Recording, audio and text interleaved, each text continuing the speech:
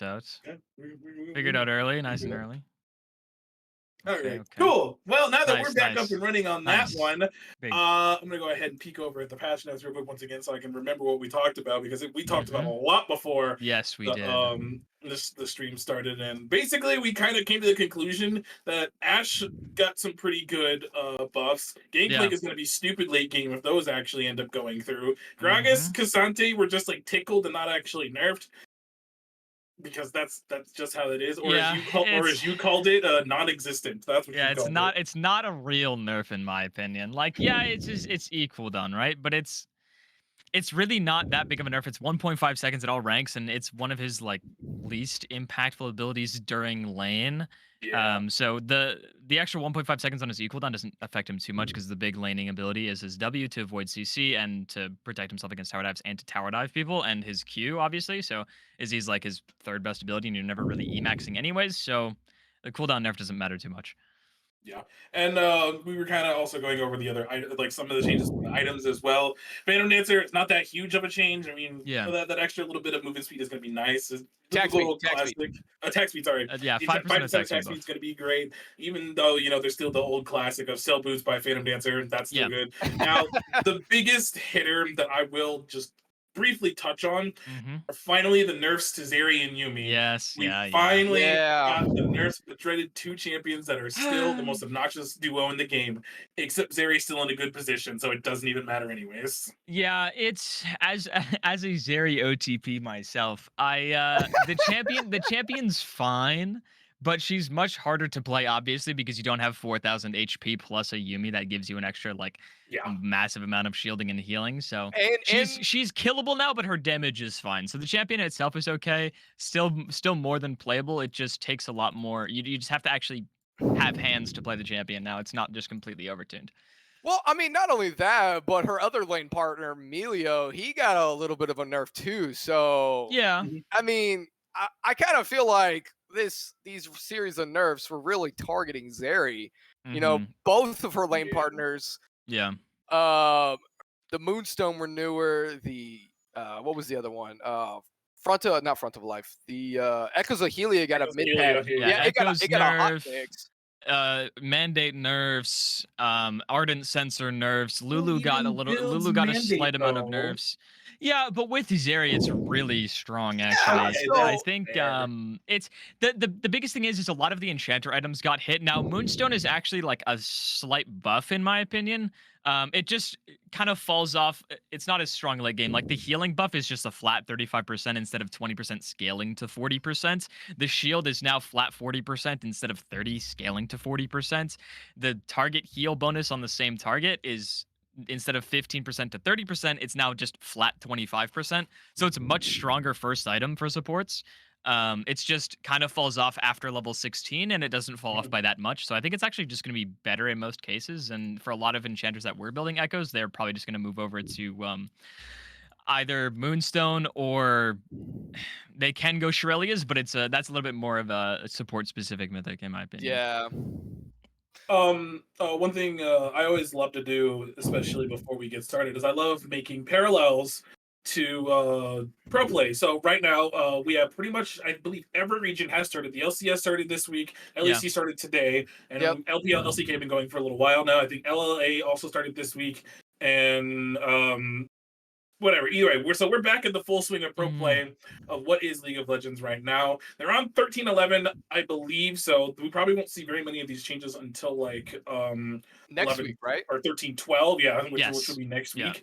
And I wonder if where pro play is right now is going to shape what we're seeing in Risen. I Yeah. doubt it because we typically do see like parallels between pro play and here, but Mhm. I don't know considering we're on 13-12 now and those items have been changed, and maybe Yeah. those picks that were extremely comfortable on the last patch are no longer viable, like we mentioned, and maybe Yeah. this will change drafts. I mean, it's going to be hard to tell, and we'll have to see what happens. And just to give everyone a little bit of update, we are currently waiting on some words. We are currently waiting on looks like players to join the It's lobby, so we're waiting a yes. little bit before we get into draft. So we're hoping on that one. Other than that, yeah, it's just interesting. So Yeah. LCS, all the teams have played. We have the standings. So Cloud9 and Team Liquid are the top teams at the moment. Yes. And then I saw something kind of funky Speaking of today. Cloud9, by the way, I'm wearing my C9 jersey. Yeah, gotta Hey, rep the Mr. boys. C9. Gotta rep the boys. I'm not wearing my FlyQuest jersey for very obvious reasons. If you've been watching the LCS, Poor little sad this week. Not gonna Yeah, lie.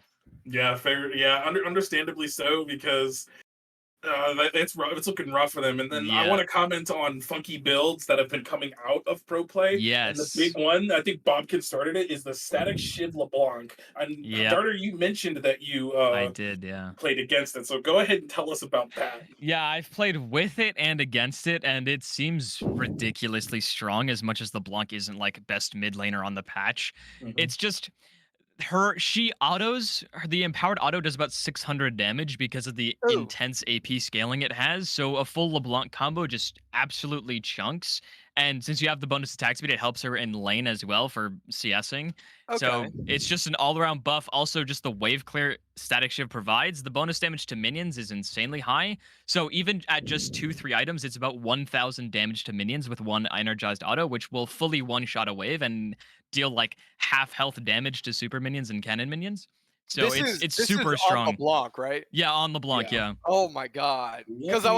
I was like, Yeah, wait, there it is. 2, 3 items. I was like, it usually takes like if I'm gonna one shot at least the caster minions, I gotta have at least 4 items. No, yeah, since it's an AP champion, you have with one amp tome, you one shot backline with That's static awesome. shiv. Absolutely. And That's I wanted awesome. to point out the numbers that happened from Humanoid earlier today.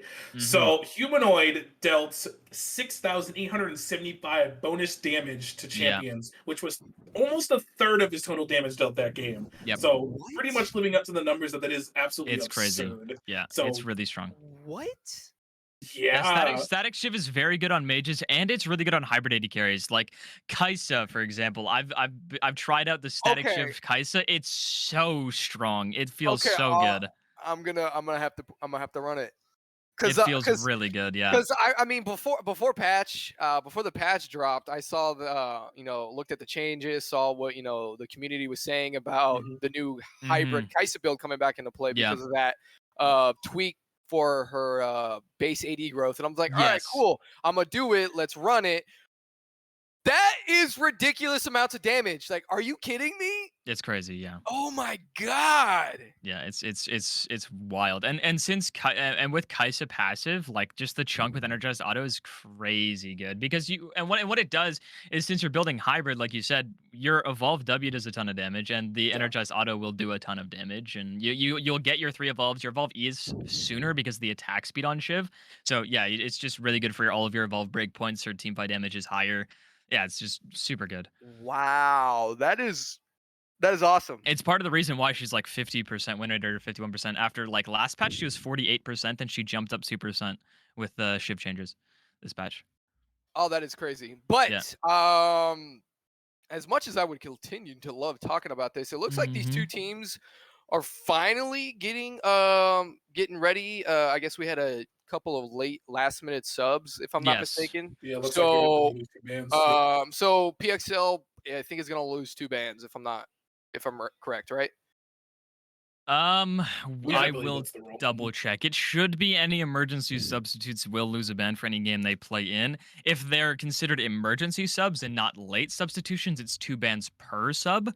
So it could be 4 bans. I doubt it. But if it's just late substitutions, it'll be 2 bans overall. Okay. So I think it was 2 bands if I remember seeing what Yeah. the two teams were talking about Hmm. while they were trying to get the other members in. Right. Uh, are they Yeah, gonna go? they're pretty much trying to get themselves in order, but that's okay. So we should be Yeah. starting the draft very shortly, and Hmm. this will be our first week on 13-12. So this will be fun. Well, and they're about to get into drafts. So you two Hmm. go ahead and take it away from here. I will see you guys on the other side. Cool. Okay. low-key actually liking this idea of Hyper Yeah. being the host at the moment because he's the one that has to Mhm. yell the most out of the both He's of got us. yeah, he's got the energy, and especially in game and in team fights. So just give him some time to rest his voice and collect himself before Yeah. game. Um, So looks like we're just waiting on the two teams to accept at the moment. yeah, it looks like Let's they're see. yeah, there we go. We're just getting in now. And Okay, cool. on the note of patches and like meta changes, I think Zeri definitely drops down a tier unless you play the Mhm. champion a lot. Yumi, Lulu, and Milio all got hit this patch as well. So there's a ton of enchanters that aren't as high priority. Um, I think we'll see a mix of target bans because that Aphelios ban, as much as he is one of the best AD carries on the patch, his win rate doesn't reflect that in solo queue, but he is still Right. very powerful. Mhm. SKT's AD carry does play a lot of Aphelios. So I would expect for AD carry wise, target bans, Ezreal and Aphelios. Ezreal from a band on the side of SKT and Aphelios band on the side of PXL. Evelyn is also another target ban. So we'll see if they go for full target bans or meta bans. It's kind of rough. Malphite is I would argue also, Malphite's a meta ban, but I yeah, think it's they one of the come. strongest top Yeah, laners on the patch and just a really good tank. So yeah. It's usually not just something you see first phase. for sure. Actually played against one earlier because I played an ARAM game to make sure that, I could load into games. We're not taking 9 years, Yes. but Yeah. and when he got to the point where he was like super tanky, and I couldn't even get through him on Aurelia of Mhm. all champions. That's Yeah. just goes to show how strong this champion is. And we're covering the Jinx ban right now at the moment. Oh, we changed it over to the Zeri, which I Okay. find very interesting. So Yeah. I can only assume that maybe PXL is comfortable on that champion, or the SKT does not want to. That feels weird saying SKT. Or Yes. SKT does not want to play against it, knowing that like maybe this is still Yeah. like a comfort pick and can still be, as you mentioned, she is still pretty strong. Not Yeah. as stupid as she was, but she is No, strong. yeah. Yeah, She's not like a bruiser that does 80 carry damage and just is completely yeah, unkillable. Lissandra's also a target ban. I would like to mention that. And yep, Zeri is PXL's 80 carry's second most played. Hycosimo he plays a lot of Ezreal, and Zeri's his second most played. But right, aside from those two champions, he doesn't really play too much of anything else. So we'll see what he ends up going with, and if they do ban the Ezreal, because it's been banned against him pretty much every single game they've played so far for the last 2 weeks. And the yep. one game it wasn't banned, I think he went 19, 4, and 11 on it.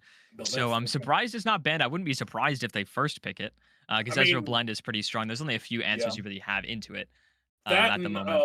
we can kind of assume based off a conversation we were having, but actually with the Jinx token, they're going to pick up the Jinx instead, who is still a really good hyper carry. Yeah. I don't care what anyone says; she's still very strong once you hit her 3 item break point. Yes. And if she gets going, she does not stop. And the things I have seen that this champion do, regardless if it's pro player, amateur, Hmm. or semi pro, it's like if you're really good at kiting, you can actually pull off some of the most Yes. nastiest outplays on this champion, who is very immobile, by the way. Hmm. So SKT has the option to draft a lot of like get on top of this champion, like Sejuani, for Yeah. instance. So instantly locking that in, very solid choice that gives ultimate lockdown. I will say that is ultimate lockdown Hmm. because if you pair that with a really good melee champion, you can keep someone just unable to move from the game. And Milio Yeah. being covered and locked in, Okay. interesting. So I wonder if that's a takeaway, to be honest with you, or if Yeah.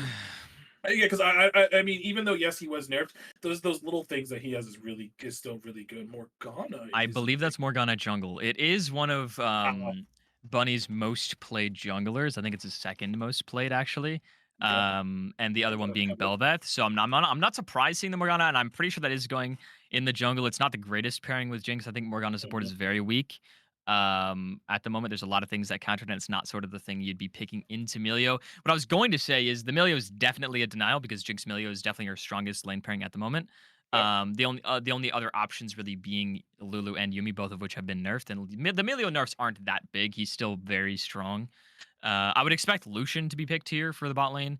I don't see It's one that. of the only Milio pairings left available. There are a couple more options. Tristana Milio is very strong, although it's not picked very often. I believe Abel played it in Able, the yeah. LPL the other day, Hmm. earlier this week. Yeah. It's a very strong lane combo. Caitlyn Caitlyn, is an 80 carry. I really hope we don't lock in because I think she's very weak on the patch and very weak into Caitlyn, yeah, into yeah, Jinx. there's so You're lock it in. I Yeah. remember your Yes.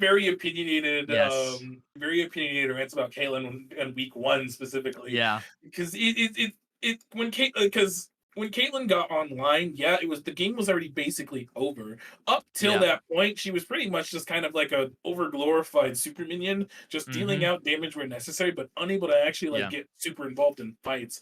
Pairing that with the Milio maybe might be okay, but it's Yeah. one of those things where it's like if the player has agency, then it will pop off just fine. But we Yes. don't know specifically SKT. Which, for context, SKT and PXL are two teams that are more or less new to the league. Yes, they Um, are. Yeah. they took over after two teams had dropped, so they Hmm. inherited their records. So in terms of what we know about these teams, it's nothing but OP.GG's is all we got. So Yeah.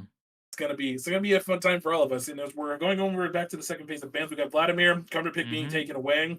Yeah. And okay, so they and the Yeah. PXL, because they had PXL two will be subs. dropping 2 bans. Yes, Yes. they are. Just getting ready to say that. So they will be losing these bans.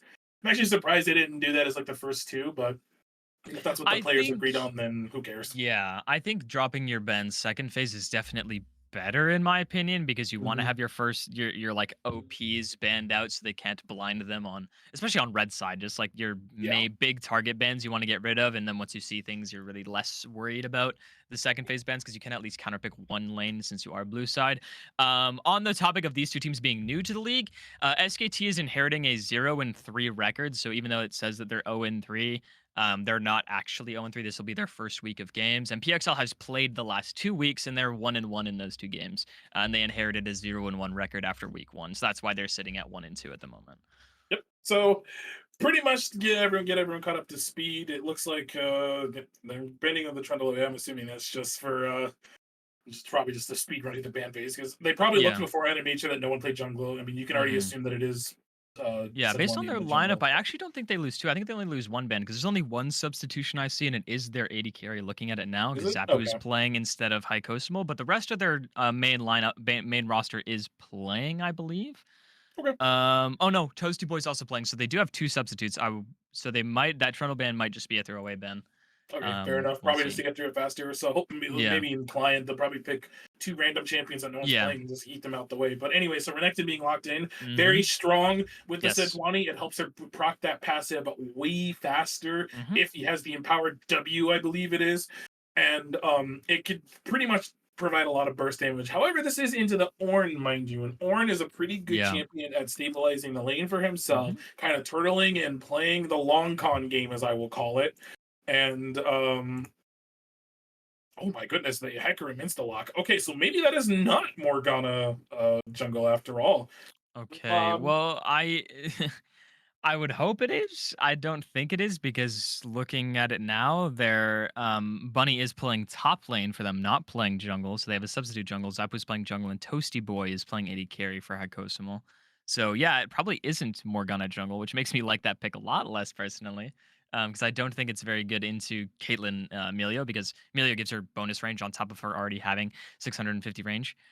mhm. Um, Okay, so I see them they're talking in the chat. So it looks Yeah, like they're having that some issues with Big Ben. they accidentally banned the Trundle because they thought they were picking. Yes, So that's yeah, kind of one of those accidental things where it's like crap. But I think I think if they're able to, just to play the Hecarim, it's just fine. And Corki being mm-hmm, Hubbard, that's a champion we haven't seen in a hot while. yeah. Uh, okay, so it's gonna be locked in. That's pretty interesting. Okay, I'm not entirely sure how I feel. I mean, PXL's draft is a lot more kind of cookie cutter as like what their yeah, game plan is, but SKT's is very interesting. It's more of it like is. Yeah, more of like a, I don't want to say like completely poke you out because it's just the Corki. mm-hmm, Assuming this is going to be that old, mostly AP Corki build since that's been yeah. nerfed since then. Luden's man immune that build. Yeah. Yeah. So that's very peculiar. But I guess since we're done with draft, let's go ahead and bring Hyper back in here and get his thoughts on these drafts. So take it away, Yeah. buddy. Hi. That's the part where I have to unmute myself. Yes, it is. I was getting ready to say take it away again, just like I said. No, just kidding. So as soon as you said that, I was like, all right, I have some comments to make. But then I realized I was muted. But I'm really shocked at this Caitlyn pick. Yes. Because we have Sejuani and Milio, first and R1, R2. Mm-hmm. So then we get to the ADC pick and we go with Caitlyn. So I'm like, all Mm-hmm. right, why not just do like a Varus, or why not just do an Ashe? Like, you have the Yeah, Sejuani, yeah. you're going for that glacial prism that So why not just add to the wombo combo that you're already, Mhm. showing with that Yeah. Emilio as well? Because he gives his ult is still broken as hell. I don't care what Mhm. anybody says. So just throw Chains of Corruption on it or Chain of Cristero, and your team fight ability just turns from 100 to 0. 100 to Yeah. 0 and nothing flat. But where we have Caitlyn now, all she got is a headshot. Like it's not Yeah. gonna do much. And considering they were hovering, we picked Jinx, Morgana, and Ornn already. Like, what Mhm. is that headshot going to do? Right. Yeah, it's So I really Mhm. don't like this Caitlyn pick. I think Do we? the biggest issue I have with their draft is not necessarily the bot lane as much as I don't like Caitlyn. Caitlyn Milio is a good lane pairing. It makes her really impressive in lane with the extra range. She's already longest range carry, and it kind of helps compete with Jinx rockets. The biggest issue I have is only one melee champion aside from 20 in their draft, and it's Renekton. So if Renekton can't dive in to help proc Sejuani passive, there's no one else there to help her get that E stun off. And that's where if they are going to pick something like Caitlyn or another AD carry, and they picked it on 2 with Sejuani, they could have picked something like Braum on 3, and I think that makes their draft way stronger if they had like Ezreal Braum, for example, or something like that can play with Sejuani very well in the bot lane 3v3 and around dragons, and you can actually use the Sejuani to her full effect, whereas this Sejuani can really only play around this Renekton when it comes to her passive and actually getting early plays off, because, like I said, no one else can help her proc that stun. Absolutely. Now, looks like so we're going through the draft in the main client, and it's pretty standard as we can see. Mhm. It looks like it's going to be the Jinx Morgana in the bot lane after all. Mhm. So that's very interesting. I mean, the spell shield is obviously great for Renekton and Sejuani, but in terms of like overall, I don't want to say like it's a bad pick, but I think overall utility and with where the state of the game is, I don't Yeah. entirely like the pick, Mhm. especially because like the only thing she's really good for is spell shielding Yeah. and snaring people, but she has Yeah. to get in everybody's face to ulti, and that's assuming she doesn't get blown up or poked out Mhm. by Corky before then. So And Yeah. and not even to yeah, mention like mhm, SKT's comp, I wouldn't call them extremely mobile, but they're mobile enough to get out of snare yeah, Yeah. and to Not get only out that, but of they her have a ton of ultimate as range. well. Yeah, they have a ton of range as well. Yeah. So, I mean, I could justify the Black Shield if it wasn't only the Glacial Prism that are potentially Black Shielding. Yeah, the You know what timing I mean? on Glacial Prison is really the only thing you can look for, because timing Black Shield with Renekton W and Sejuani E is timeable, but it's really yeah. hard. So those are really the only things you're looking to Black Shield that you can react to, because Milio Q is not worth spending a Black Shield on, It's Or like, and if you're Corky quick Package enough, is the only maybe other the thing. Renekton stun.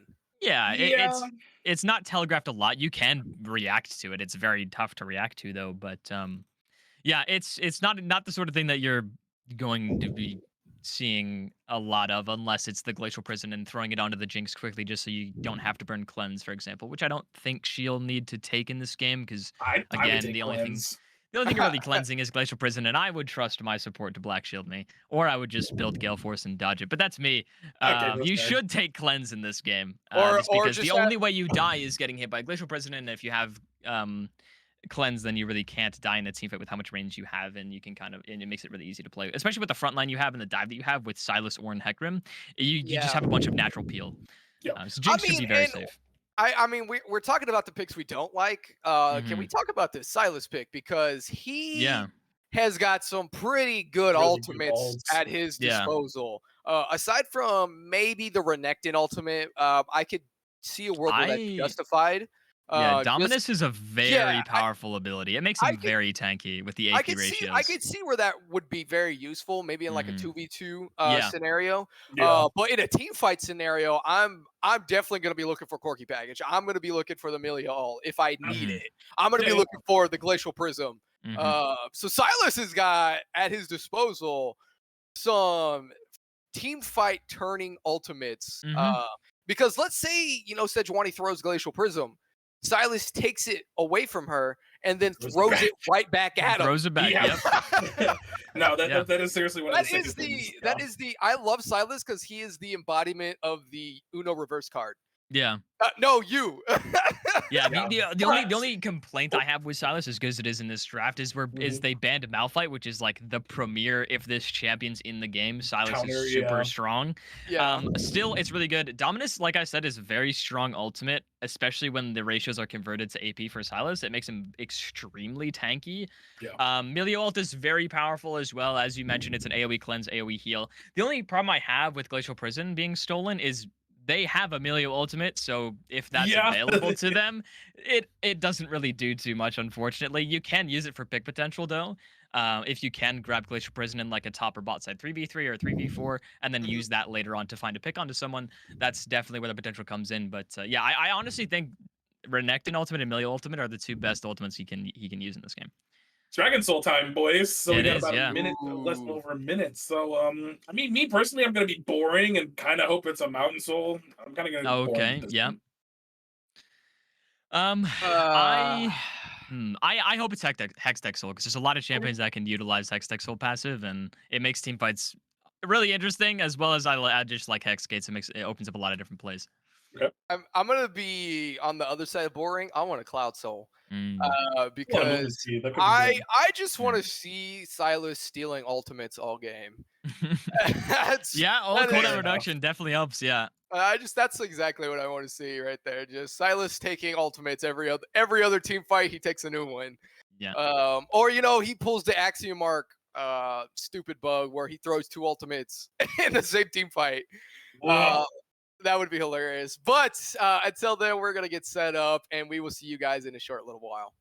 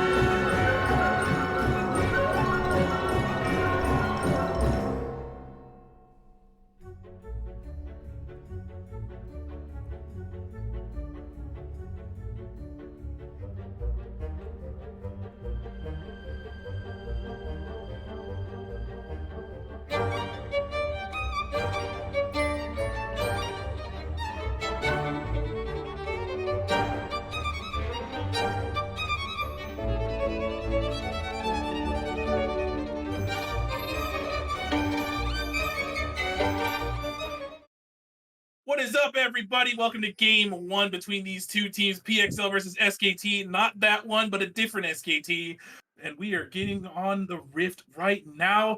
We got a classic weird 5-point stance. I don't say weird because the jungler's in the mid lane, kind of just chilling there. So there's that. But doesn't matter. We got 5 points. They're chilling. No one's doing anything funky. Hecarim is kind of moving topside a little bit. I wonder if they're going to try to maybe get vision. Yeah, Looks like potentially invade for a Linguini. ward. I personally like the 5-point variation where the jungler's mid because it can help hide your starting location. Whereas if the jungler's either hovering top side or bot side around where just behind the blue wall where Hecarim was, or just around Raptors where Jinx is currently, normally the jungler doesn't stand there because they AD carry well. Right. Sometimes you'll have a 5-point where the two bot laners will stand in Tribrush and the jungler will stand near Raptors if he's starting red side, but the mid lane lane start allows you to kind of hide your jungle pathing, at least for the early stages, until someone spots you. And without a deep ward in jungle, it really helps. Absolutely, and that's actually pretty good. So starting off chill, looks like Sejuani's going to start. Actually, both junglers are going to start on the same side of the map. Whether or not this will maybe bait Sejuani into thinking that this is like an invade angle, but I mean they don't really have any vision to like go for that, so not really. I really don't like Sejuani's topside start. I'm gonna be honest. Okay. Just because the Caitlyn Milio lane feels more like a weak side lane. You know, Renekton wants to get that early game, you know, win in his lane. So why not start bot pathing top to kind of help Renekton accelerate to get him to be that early game carry that you want him to be. I actually think actually, no, I would take it back because Renekton is going to push in Ornn naturally. Yep. I mean, he just has more damage than he does. So I'm actually starting to agree with you more and more as I think about it. But I guess at the same time, maybe is knowing that Ornn is going to be pushing in is maybe why it's not worth to go to that side of the map. So yeah, the gank angle really isn't there unless you can go for a dive. I think so too, but you're not going to want to dive in Ornn. It does not end well. I watched it go horribly in LEC today, and it was hilarious. Yeah, man, we've seen that go poorly a lot of times. I think in terms of pathing towards this Caitlyn, as what, that didn't hit? Misses the E a little bit there. Ends up losing the trade because of his. We're going to see some very heavy trading in top just because Tozy Boy does not want this wave to crash. If it sits in front of his tower, he's super safe. With respect to bot lane being I want to weak side and scale lane, as much as Caitlyn Milio is like in quotes passive because it's an enchanter, Caitlyn inherently will or should get push in all of her lanes and is the kind of carry you need to get ahead, especially when playing against Jinx. Because Jinx will always outscale Caitlyn. So if you don't have a lead on this Caitlyn, she'll start to suffer later game in team fights, especially with tanks like Ornn and the bruisers of Sylas and Hecarim with the amount of dive potential they have. This Caitlyn needs to be fed, or she'll have a lot of tough time in these later game team fights. Interesting that she's prioritizing getting down. Oh wait, we're fighting in the river actually. Okay, Hecarim just jumping right in there. I don't know if he's gonna get anything much out of it. Early 2v2 right there. Okay. As I was getting ready to actually say before that little scuffle happened, looks like the bot lane is resetting right now at the moment. Never mind, they canceled their backs. They baited me. But I was getting ready to comment something on just like this over, or rather like comment, but kind of add on to like the overall state of Caitlyn. It seems like even with the item changes, that she's just not at the potential that she used to be. Like I think like 5 or 6 patches ago or something like that. Yeah. And like, without that, it makes it seem like she's not as viable. I'm going to interrupt you right there because Sylas is going to get first blood with that well-timed Q. But here comes Hecarim. He's going to pop that ghost. BXR Bunny goes airborne. Hits by the basketball, but it does not matter because Caitlyn got snared. She's going to get rooted. She's going to get put inside her place, getting flashed on. A follow-up flash by the Jinx. She's running away. She's got like 2 HP. Hecarim dives in, gets the kill, and they snare the Milio. Milio is stuck in that pool. He has to flash out of there. And it's a double kill to the Jinx. Meanwhile, here in the mid lane, Renekton flashes on the Sylas. We got blood on the Rift, boys! Man, we're starting off pretty hot already. I like it. I like it, but the one thing I wanted to point out immediately is the not having cleanse potentially on the Caitlyn, because you know that Morgana snare is long. If it hits you, you're pretty much dead, and that's exactly what happened. Unluckily enough, Sense does burn both the sums there. Unlucky missing the knock-up, no big deal. So all sums completely gone on the bot lane. Morgana still has her flash to go for a cheeky. I don't think they might have fixed the flash snare you used to be able to do. No, you can still Q flash. You can still Q flash on Morgana. The windup's long enough, It's really powerful. I think the other biggest issue, I think Sense could have saved Flash there, because he's pretty much 100% dead because he's Morgana rooted for 3 seconds, and the Jinx traps were placed really well behind the Morgana root, but still like slightly on top of Caitlyn, so she still got rooted, so she can't flash over top of them, because you'll still get rooted, because she's standing on them, so if you flash, you'll be rooted midway through. And then, I mean, even though you have a Milio Q for Hecarim, his movement speed plus with Ghost is just too much to be able to get away in time. So I think the better play is you just accept that you're dead and save Flash, because you do need it in this lane to not die as Linguini is roaming down here. Here comes the Sylas, gonna root up. That is not enough to save him. Wow, Dune kind of read that a little bit perfectly. Caitlyn threw the net, and he just got hit by the snare. Yeah, it's and just like you said, she should have saved the flash. But that's just abusing that flash timer, and so that's not her fault. That's just this PXL abusing a flash timer being down. So yeah, that's really good roam. Yeah, excellent roam. I didn't even see he was coming until the hyper mentioned it. So Linguini very good with the map pressure and keeping this Jinx ahead. So Jinx is 3-1. They're up 1,000 gold. Jinx alone is up 800 gold, and the first dragon goes over as well, which was an Infernal, and the next one is a Ocean. So all of our rifts are still on the table. They could look to kill bot again potentially. I'm thinking that Ornn might try to all in. Yeah, here it comes. Here comes Call of the Forge God, but it does not matter because we're gonna go right down to the bot lane. Here comes BXR Bunny. Still no flash. Oh, another nice snare. Granted by that Morgana. Black Shield making sure that Hecarim is staying nice and healthy. PF Sets gets taken out by the rocket. She is excited. She is laying down the artillery. But Toasty Boy, he's got like no mana. Oh, Silas is running up too. This might be a 2v2. He might be able to trade 1-for-1. Sejuani does go in. He does get the stun. Has to force the flash. Silas is going to come here on the backside of this. He has ace in the hole. Yeah, he does. Is he going to... I think from this HP it should kill. He might doesn't hit it, but he gets the kill anyways. Linguini has picked up 2 kills on both sides of the map. Here comes Banana Boy. He finds Toasty Boy. He sees that Ram. He puts him on his mantle, and down goes the Ram. Woo! Okay, wow. Good thing you're hosting. It is 8 minutes in. We've had a kill every single minute. Let's go. We have, yeah. And now the unfortunate part is that PXL is up almost okay, it was pretty much 2,000 gold, but it was about to crest 2.5. But that's the unfortunate part, is like they're falling they're not falling, but PXL are getting further and further ahead. Their Jinx is in a very good position. Their Sylas also in a very good position. Arguably Hecarim too, because 3 assists. So everything is where it needs to be at the moment. Ornn playing weak side, he dies, whatever, no big deal. He's looking to not even really be like the damage dealer. He's looking to frontline for the Jinx specifically, so she can rip through these team fights. And I gotta comment on Dune. Dude is absolutely nuts at landing these Morgana Qs. Yeah. I don't think they have missed one, to be completely honest with you. Yeah, even if he has, it hasn't mattered because he has hit the ones that have mattered. And it's like, this Jinx is already 1,300 gold ahead of Caitlyn, sitting at 4,000 gold total. Caitlin's at 2,700 gold. So we got a lane swap coming in too. Look at this.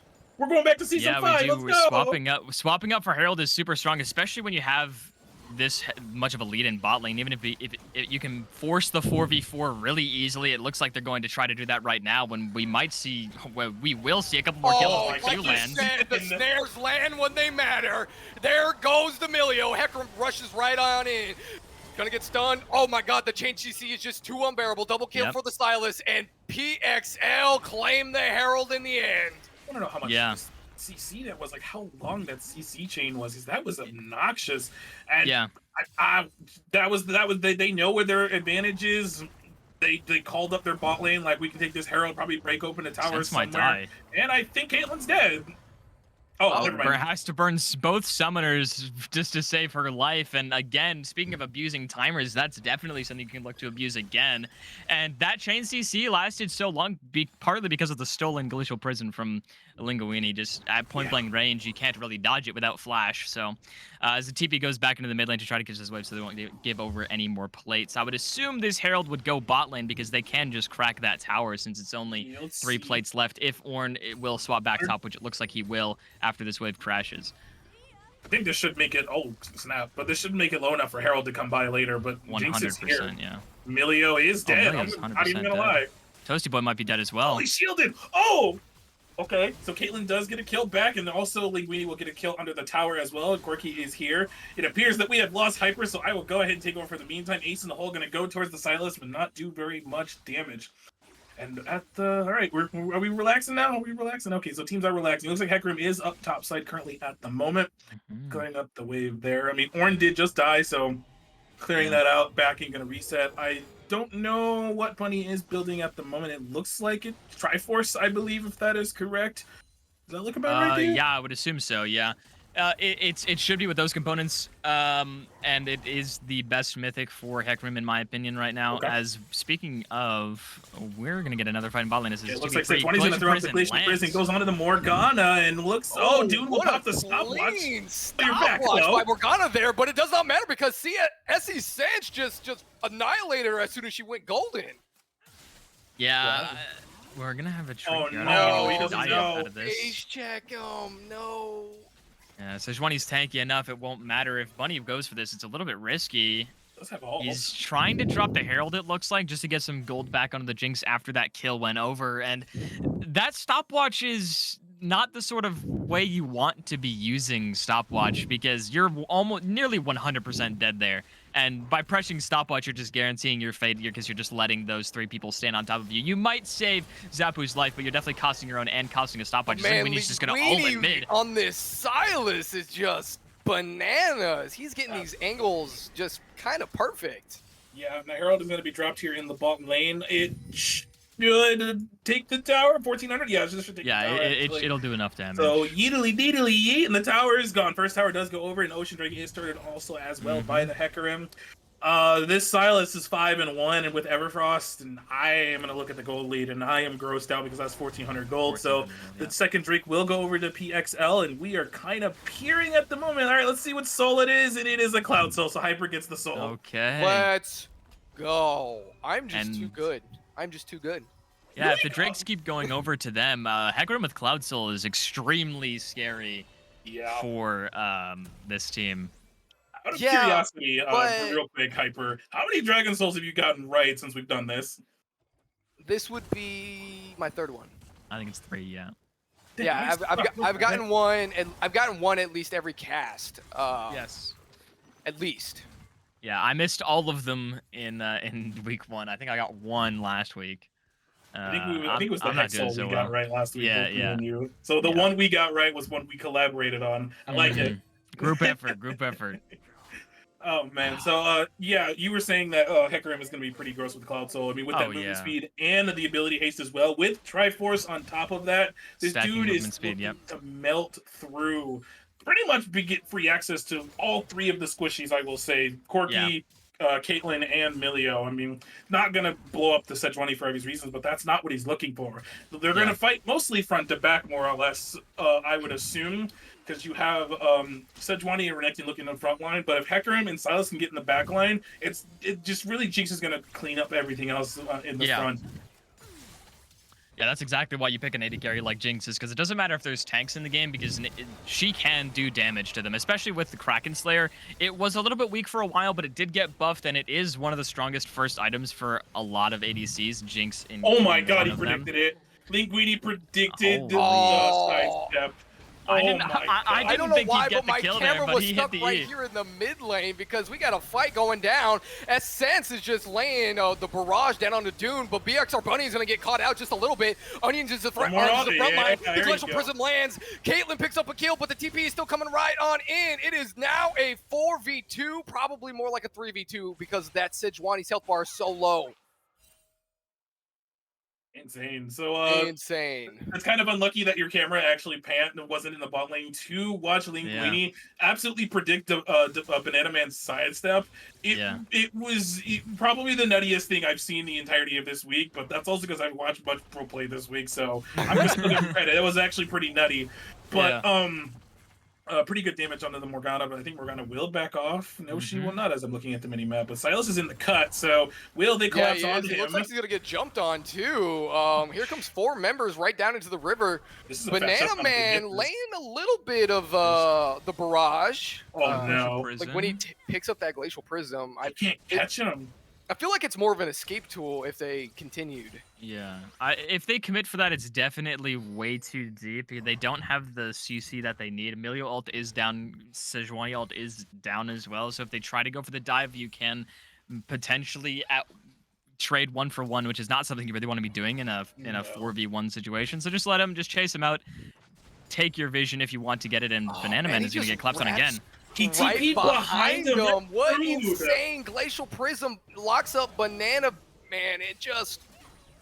Oh, he TP'd behind him. That wasn't fair. It's so gross. And that's why we need to sweep our own jungle a lot of the time, as Milio actually doesn't have sweeping lens, by the way. I don't think they should do this because they can collapse. I mean, Hecarim might get there in time, but this is risky. Call the Forge God. Milio just gets obliterated by Dune.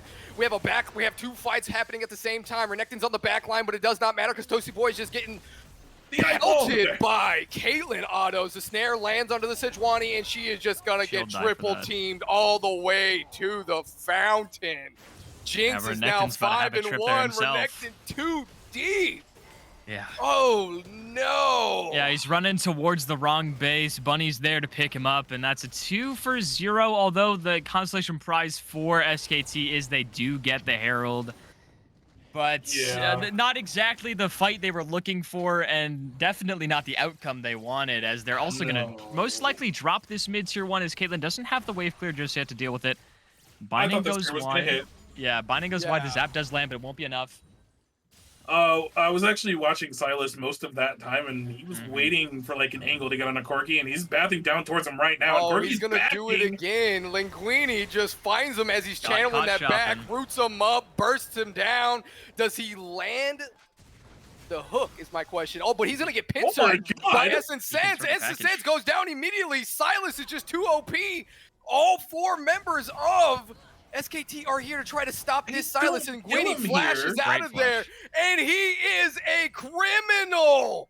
He nearly pops the Corki, takes the Caitlyn, and lives to clear this wave. That is ridiculous. Yeah, ends up using the Corki ultimate on the wave just to get it pushing. But yeah, that was a fantastic play by Linguini, just turning onto Essence, getting the kill, and getting out at the cost of flash, but definitely a worth flash at that. And we're gonna get a fight around Drake. It's up, and this would be sole point. That Glacial Prism is going to land that snare. It does hit that Renekton, but it might not do much. Okay, that's a good shutdown onto the Jinx is really huge. This fight is happening in a couple of different places. Silas on the back line takes out the Corki.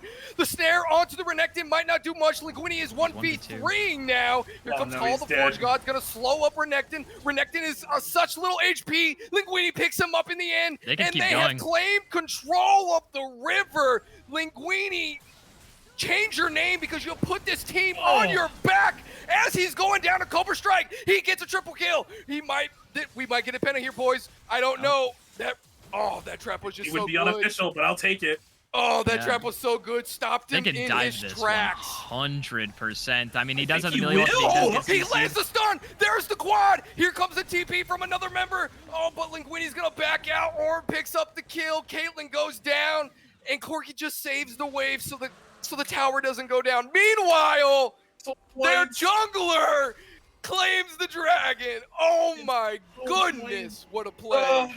Linguini, okay, so that whole thing started with the pick onto the Jinx, which at that point was like, okay, that's good. But when you have a 2-item, I guess now 2-item, when you have an item and a half Silas, who's absolutely destroying your health bars and literally by himself, pretty much 1v4'd, that champion is something else. I mean, I'm 100% expecting a like a respect ban in the next game, because right now the gold lead is 9,000 for PXL. They're so comfortably ahead. Well, most of it's on the Silas. 3,800 of it is on Silas. Or is that 10,000 of it is on Silas.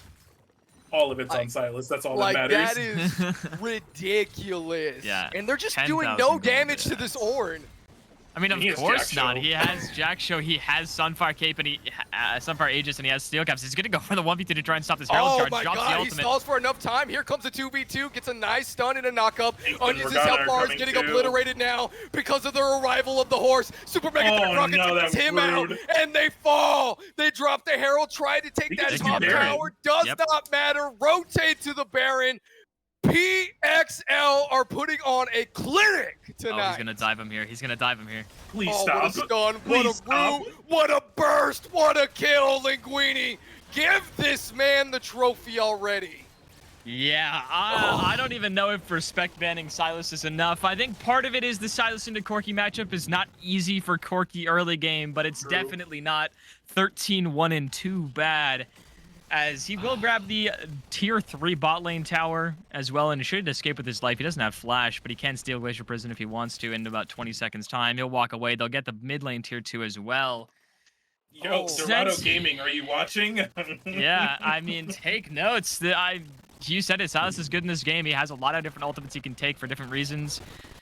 Ooh, and they might look to dive this as well.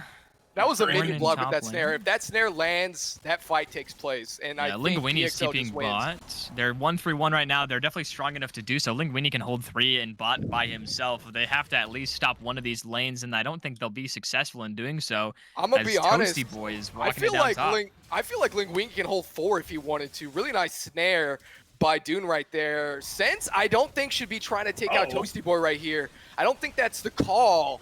They're fighting in the mid lane. Oh, they are fighting in the mid lane. Renekton's health bar is getting just totally obliterated. Jinx and Hecarim do fine too. I think they're just going to dive this, right? Got one shot. They don't have a wave, so they're not going to dive this, but they do have a wave in top if they want to rotate up that wave. Also a wave in bot as well. Yeah. So, yeah, PXL is just playing this so perfectly right now. Banana Man tries to use that package, but Banana Man, no. Man, no. Oh, they still gonna get the tower. The call to force shot does go through. Here comes the rest of the fight. They do take 2 towers. They take an inhibitor. They take the team. He's just trying to lay down damage, but he just does not have it in the tank. He falls. That's another inhibitor. Going down in the top lane. Do they just triple inhib win the game? No, this should be just the game right here. They can just end. I mean, Linguini's passive does a ton of damage, and not just that, but all of his abilities. Asmilio gets nearly one shot again. Oh my goodness! Oh, what a stun! Oh my God! Kingslayer just put his health back right up. Half healthed him. He was 1 auto away. Kingslayer, not just kidding. Try again. Oh, game 1. What a stomp. I mean, that game very quickly got out of hand. It was not even 10 minutes before we started to see the gold lead forming. It was already 2,000 at that point, and it just very quickly snowballed. Linguini having nearly 24,000 damage on the Sylas. The next closest is Zappu on the Jinx with only 16,500 damage. So he, I mean, had a ton of gold, a ton of plays, and a ton of proactivity, just absolutely abusing Banana Man in bot lane like 3 times in a row, TPing behind him, pushing him up on wave, catching him shopping as well. Just what a performance for him at 13-1-3 on the Sylas. Oh my God. That's getting banned next game. I'm gonna be honest. I have never seen, like, with my own 2 eyes, like, not even in pro play. I don't think I've ever seen this good of a Sylas play. Like, I'm gonna be real. I don't think I've ever seen this good of a Sylas player. Like, the only person I can think of off the top of my head, there's only 2 players I can think of off the top of my head who could do something like that. That's Yagao and Rookie. Those are the only 2 players I can think of off the top of my head. Oh my goodness, Rookie is kind of nice with it. I mean, that's kind of what I was like visualizing in my head the whole time. Was like, am I watching like one of these 2 LPL mid laners right now? Like, what is going on? Is that Zeka Sylas on my screen? Are we back at the 2022 World Championships? I mean, early game he was definitely calibrating. He missed a lot of chain lashes by quite a mile. But he definitely got online towards the mid game there. He picked up a ton of kills, a ton of plays, and he just exerted so much pressure inside lane. Oh man, what I love is that he played that, melee into a range mid lane, matchup kind of well. He was very passive as he let Corki push it into him. And as soon as the wave got to that tower, he started to get a little bit more aggressive. And it was never too much aggression. He threw his kit. If it did something cool, if it didn't, he backed off, regardless of the outcome.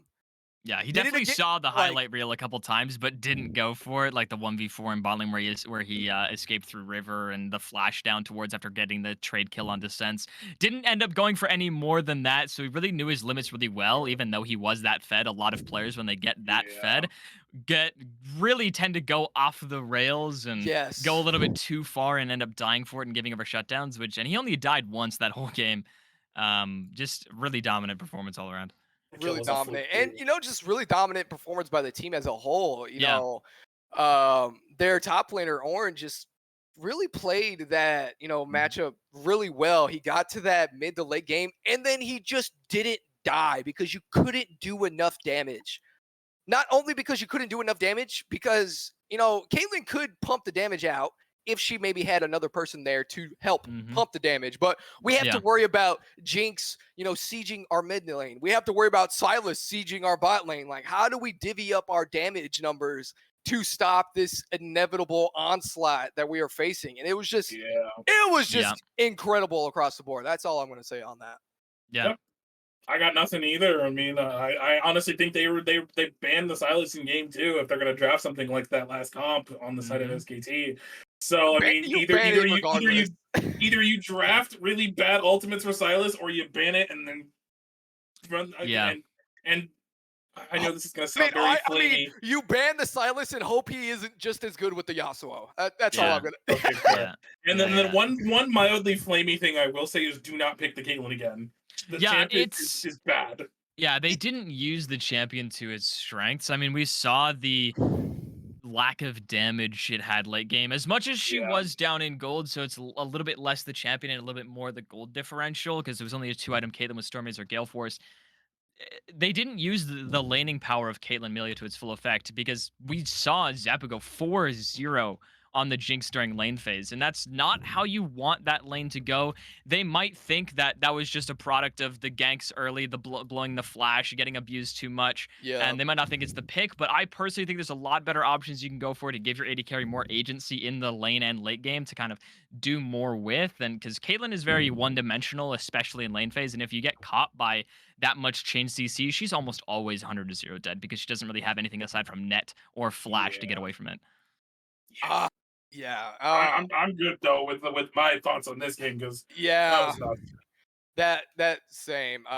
But you know, we're gonna get into game 2 shortly, but we're gonna take a little break as everybody gets themselves situated and draft gets set up. So we will see you guys for game 2.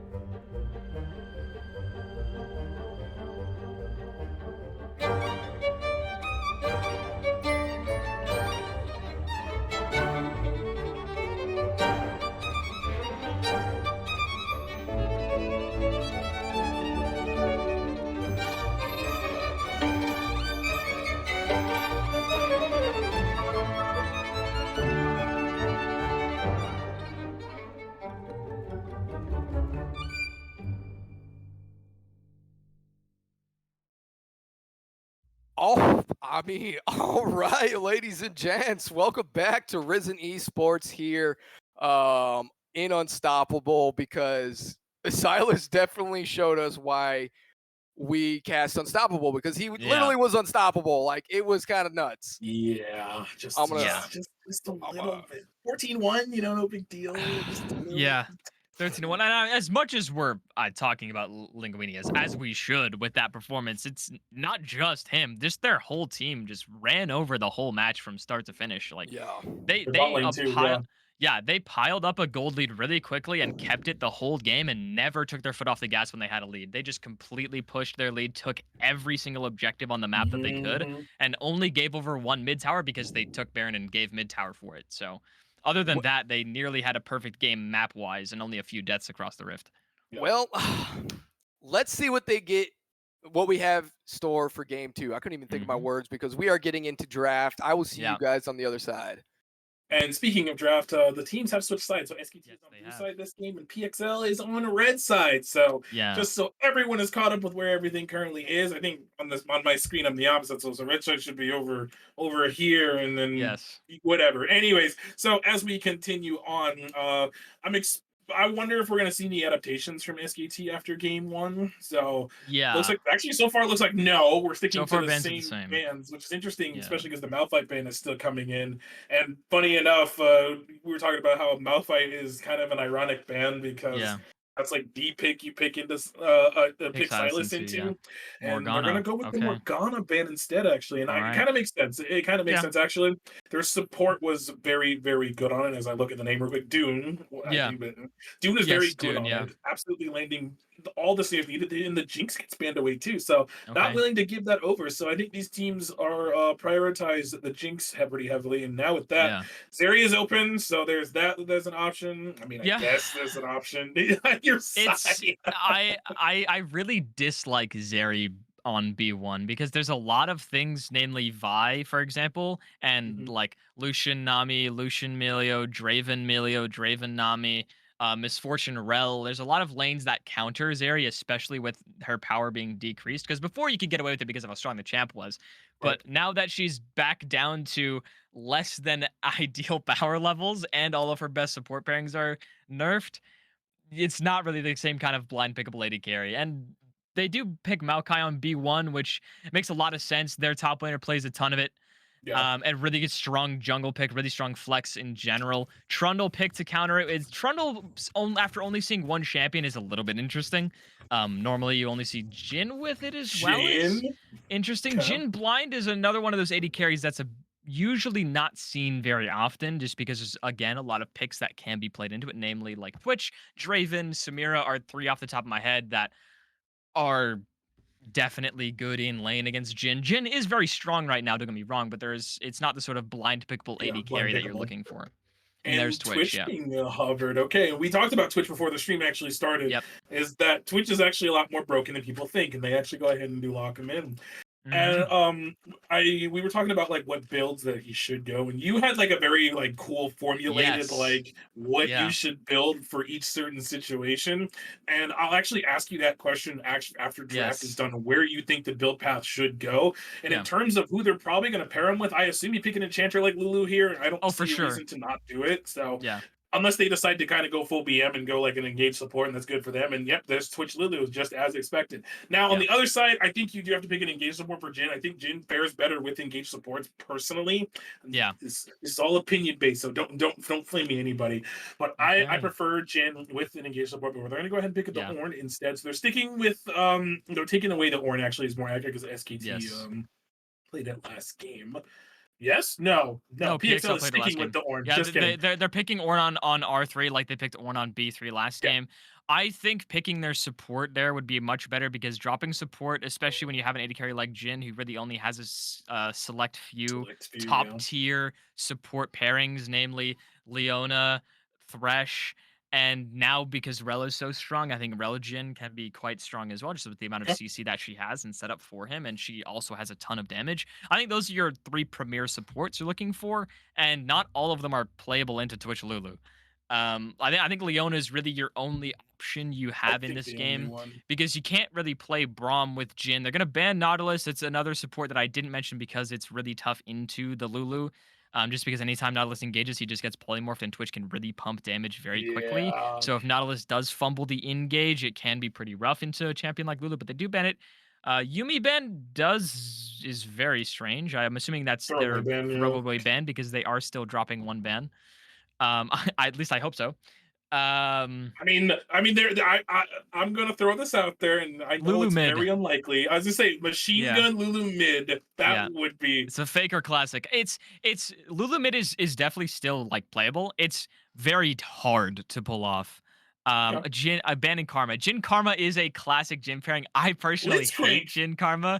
Blitzcrank is another support that does well with Jin, especially into Twitch. It's a like Twitch counter, in my opinion, because anytime Twitch pops out of stealth, if he's not standing behind wave, he can just die. Just die. Yeah. And he has to be really careful about where he's stealthing and where he's unleashing, because if he's even slightly off, Blitzcrank Jin have a ton of burst, and you can just at least force a flash if he has it up.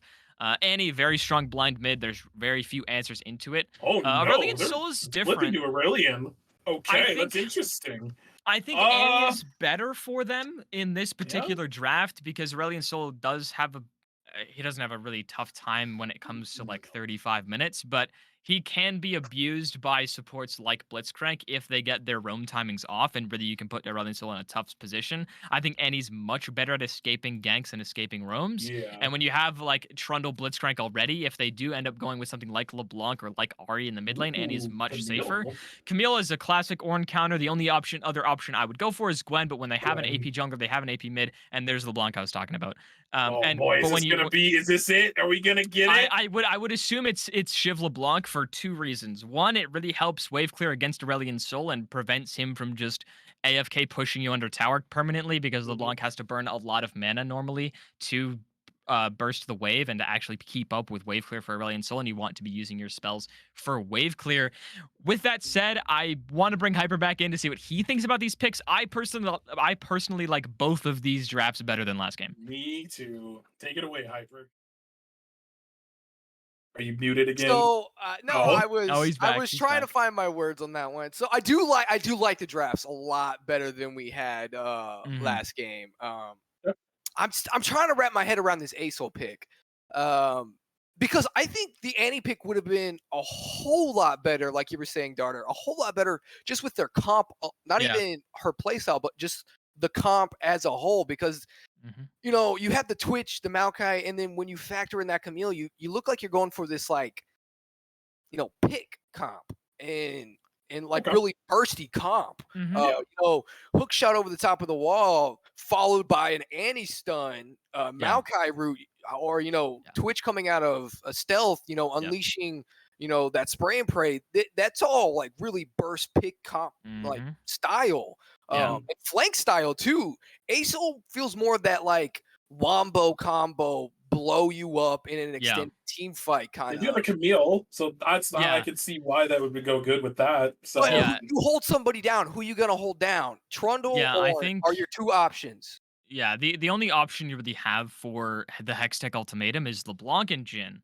If anyone else gets caught in the Hextech Ultimatum, it really doesn't do much for you, because Ornn will not die inside of it, and Trundle can pillar Camille out of her Hextech Ultimatum after she drops it to cancel it if she's not positioned correctly. So that's not really a target you want in there. And also Trundle's very strong in a 1v1.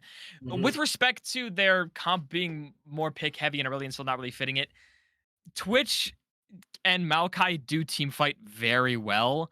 I think with the Aurelion Sol, it kind of tells you that they want this Camille to be permanently off in side lane, and they want to take 4v4 team fights with any angle they can find, because this comp has a ton of damage in it.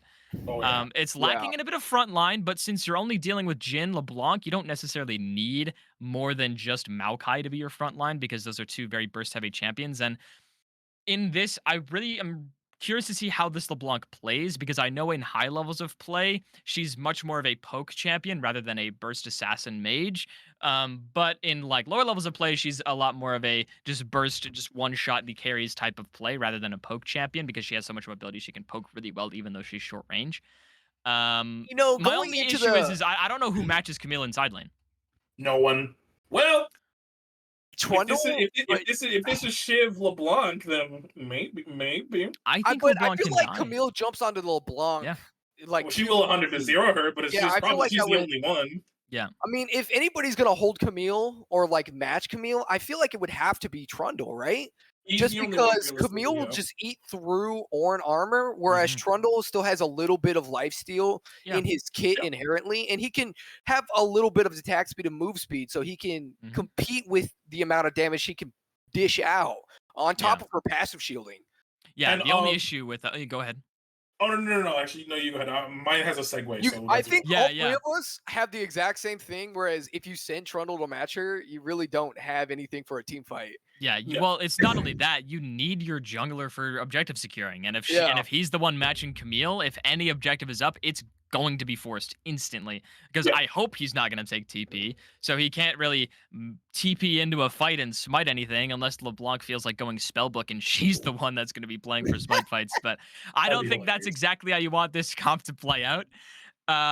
So really, Ornn has to match her, or LeBlanc has to match her. And I think both of them have a very hard time dealing with Camille. With it, so I'm really, they should play around Camille's split push because I think it's so powerful in this game. I mean, aside from Set, I think Camille is probably the next best split pusher. I think minus is up there. No, up there. But yeah, minus Fiora and Jax are pretty good as well. I'm actually gonna segue. Off pure kit alone, I think Set and Camille have the best split push. Okay, no, that's fair. But I'm gonna go ahead and now pass it to Darter. You mentioned that you have specific builds for Twitch. What are you thinking this would be this game? Should be Trinity Force. Okay. Yeah, should be Trinity Force Twitch. Now, it might sound weird to people that don't know about Trinity Force Twitch. I think, especially with the burst potential that they have, and that's really the only way you can die is if you get burst down by Jean LeBlanc. Trinity Force really helps with that. As much as it's only a little bit of HP, it's still the same amount of damage, and you do sort of need Ginsu's Rageblade for this Ornn, but aside from Ornn, you're not really having to cut through very many tanks, and you have an Aurelion Sol on your team, and you have Camille, so you don't necessarily have to be the one that does that.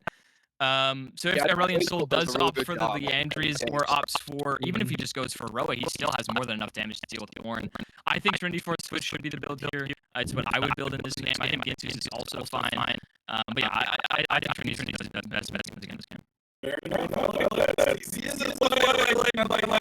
on the broadcast. We got some really cool insight. AD carry chefing is part of what I like to do. Just like I think it's funny that the three of us are all AD carry mains. Like Stride Breaker Zeri.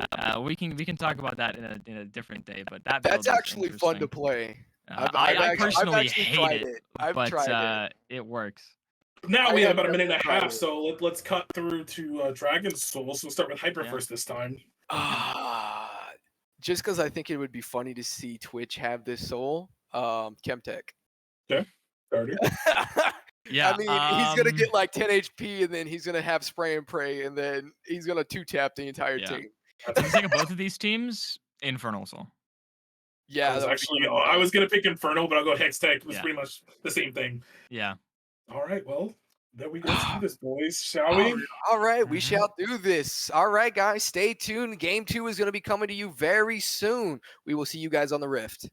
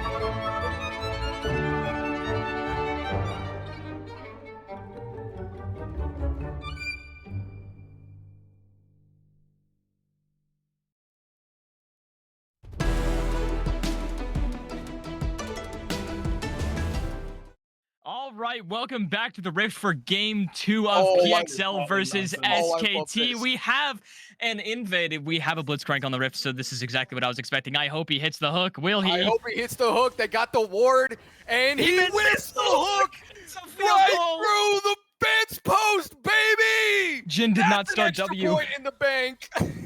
No, he didn't. He didn't start W. Nope, he did not start W's because there was a mark on Lulu. I don't know if he just didn't go for it or if he just doesn't have W. I don't think he does.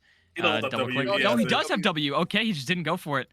Unfortunate that he got a field goal. It is 3 points, but doesn't count for anything else. Aside from that, we should just see pretty standard starts. I'm assuming Maokai's going to clear down. Trundle should clear up because he does kind of need blue buff because the mana costs are a bit rough. Yeah. I'm surprised he didn't throw the hook as soon as the ward hit the bush. Yeah, he was a bit late. Yeah. There was like a moment of hesitation. Maybe he was waiting to see what the team was going to do. Yeah. You know what I mean? Could be that. Could be just communication. He's probably just waiting for his whole team to be ready. Jin potentially didn't skill up an ability yet. We won't know because he missed.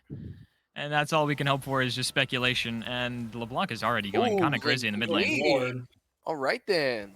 I mean, we saw him on Silas last game, and this time LeBlanc, who I would argue is as hard, if not slightly harder than Silas, because the way you have to use your abilities and go ahead and miss. Oh, come on, really dude! You were hitting everything last game. What are you He's doing? calibrating. He's gonna he go. might die. Oh, no, he's okay. Sense leveled up Q first. That was some good damage. Heavy. Yeah, if Sense had E, that could have potentially been more, although the Q attack speed kind of makes the damage a little bit early. Some Twitches to go Q first, some go E first. I am curious to get your guys' thoughts on the Dark Harvest take, though. On Jin? Yes. Jin? I love doing it. I mean, but into their comp, though. I mean, in this game, I still do it. Yeah, yeah. I personally would. I just prefer Fleet. It's so much better for lane. Yeah. Dark, especially in a lane like this, you kind of need it for sustain, as that Toasty Boy's getting some massive damages. This lane really only becomes Camille favorite after level 3. Level 4, because you need like 2 points in Q. Yeah, and then you can. And once you get Sheen, it's really Camille favored. Early on, it'll be a bit bad. Ornn's early lane phase is always good. Dune's looking for another hook potentially. Yeah, he might have missed, but he did get it though, and a really nice route to land. Senses got the ignite ticking down. They don't get much after that. Dang, no flashes burned. Except the stuns burned, except the ignite. Yeah. Just as I was getting ready to say that too, but I was gonna comment real briefly on the Dark Harvest Jin too before we kind of change topic. And one thing that you can't talk anymore because that Toasty Boy. There's 3 people here. Bunny's here. Not only that, but Linguini's also here. Here comes BXR Bunny. He sees the Camille. That hook shot is still on cooldown and is going to fall first blood over to Toasty Boy. I get why he plays Ornn because the breath roasted him. Not too much should come of this. Oh, really good route. Forces the flash. Wow. Yeah. A lot of players there try to flash the Maokai W to pull the Maokai too far further away, but he's holding his flash for the Q. Flash is perfect timing. And nothing else should happen from this bot lane play. Onions is going to have to take his base, go back to clearing as one jungler gets the play off top side. The other one, unfortunately, doesn't get too much else other than a Jin Flash, which they can abuse. Yeah. They do have Blitz Flash down as well. So we could be seeing another visit by the Maokai down here. We also kind of see a visit depends by though, Trundle. because Twitch does need to base right now. He is sitting on a pretty decent amount of gold, not a huge amount, but they should be backing. Oh yeah, absolutely. But they should be looking to base soon. I mean, this wave is also slowly starting to stack in favor of SKT, so I don't see them staying here very much longer. And Trundle's on the way. If they didn't notice that just now, never mind. He's pathing mid lane. Yeah, but Pop Scribe's Bloom is going to go for the Scuttle Crab on bot side. He might look for a bot gank here. Shouldn't be too much. Onions is top lane right now. That Searing Charge is going to get him just out of range, but Toasty Boy is. Oh, there's the flash. Flashes the hook shot really clean. Yeah, it's really hard to kill an Ornn even at this stage in the game. He's just so tanky, even with only a Bomby Cinder. They can get this crash shot, potentially get some plates. I hope they don't go for the dive. He doesn't have flash, but diving an Ornn, even pre-6, is pretty tough. I like what Trundle's doing right here. He's looking to counter jungle, but all of red side is taken. Yeah, and he will be. I think Lulu might have spotted him, but I can't really tell. They're not pinging it out, so okay. Yeah, so. the ping's coming through in the top jungle, so Onions is going to invade on that top side. So we could have a split map here. Trundle's kind of hiding behind They Drake saw pit. him though. There was a ward in that. Yeah, Linguini does see Onions. Yeah. He is level 6. Linguini knows. Dude is gonna go knows. for this 100%. He There's can at least no way. force it off the Raptors. Trundle is coming up to the mid lane, probably gonna jump on the A-Soul, but holy crap! I don't know if he gets out of this. Onions is ticking down, forced to burn that flash. Linguini doing a really good job of getting Onions out of that jungle. We didn't see who placed that ward there either, but very intelligent warding, I will say, from whoever put it there, regardless if it was the top laner or Linguini himself. Just very well done to track Onions and stop him from invading and does not go over. And right now he's behind, down. Looks like 4 camps right now to the Trundle, which, as expected, I mean, Trundle just like amazingly power farms, and we have a trading in the top lane. But and that Billow's breath followed by the call of the Forge God, but the Hextech just to get it out of the way. Hookshot to dive right in. I don't know if this Camille knows he has the potential kill. Flash going out, he goes unstoppable, he goes down, but it does not matter because here comes BXR Bunny. Pops that Seer, trying to see that Camille. Hookshot still on cooldown, coming up right now. It's up now, she lives, right? Yeah, 100%. Trundle doesn't have flash. Ghost isn't up enough. Pillar's just out of range. Now it's in range. He wants uses it. Doesn't cancel the hook shot, so there's no chance of death there. As Linguini's actually looking for it. I don't think he'll be here in time. I don't think so either. He flashes. Other side of the. Ooh, he did flash. He missed it though. He missed the chains. And they're just going to be going so deep for this kill. Meanwhile, on the other side in the bot lane, we have Jin. 1v3. He takes one out thanks to the dragon, but it's still the Twitch and Onions versus Dune and his support. Are we gonna see a switch-a-roo? Really good we route. Won't. Oh my god. Jin takes him out. Sense, I don't think he has the damage yet to take out both of these members. Oh my god, that was a lot of damage. He takes out. He gets it. He gets it. Double kill for the rat. How many points does he have in the? Oh my god, how many points does he have in the? Is he maxing it? Oh my god. I can't check right now. Once he respawns, we can look. He's not ES3, he's maxing it. Yeah, he's maxing it. That's why it did so much damage. I was like, whoa, I know it's max stacks Twitch and everything, but that should not do that much damage unless he's maxing Contaminate, which he is. Banana Man just unfortunately forced the flash. He does not get the kill. Bunny takes him out, takes 2 tower shots in the process. Finally level 6. Yeah, Onions is still not. I mean, Trundle being at this really crucial breakpoint, hitting that level 6, so we can eat through these tanks. We got some more trading on the top side. Oh man, that Q. Ooh.